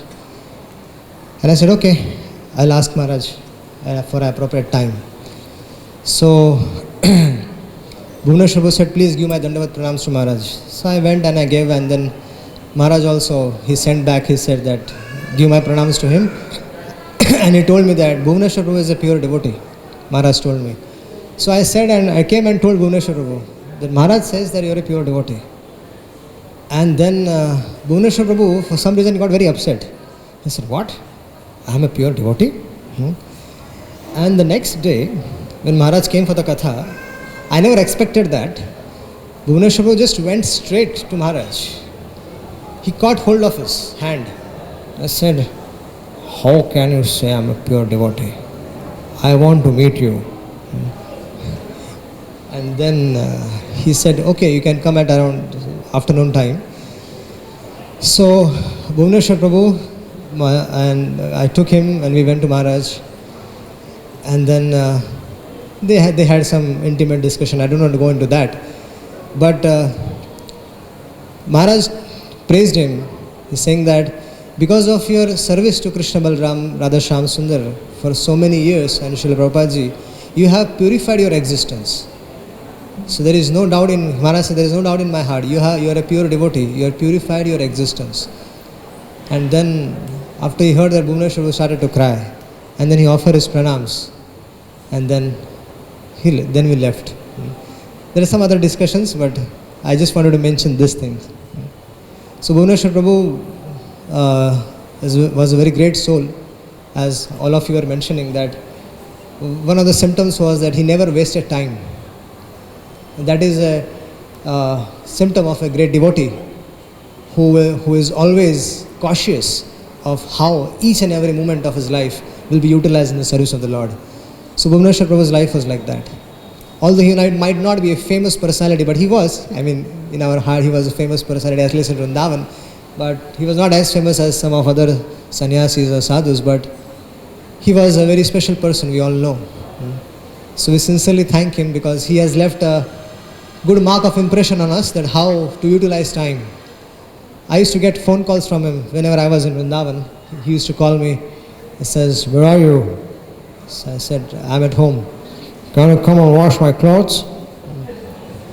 So then I used to come and wash his clothes. Sometimes I got 3-4 times I got. And then whenever he has eagerness to read, he used to call, where are you? I said, I'm in temple. Can you come and read for me? So when I used to go to his room, he used to take out Vishwanath Chakravarti Thakur's Sarar Darshini. Okay, read. So thank you, Bhuvaneshwar Prabhu. Thank you for all those memories. And you will always be missed. Thank you very, very much. Hare Krishna.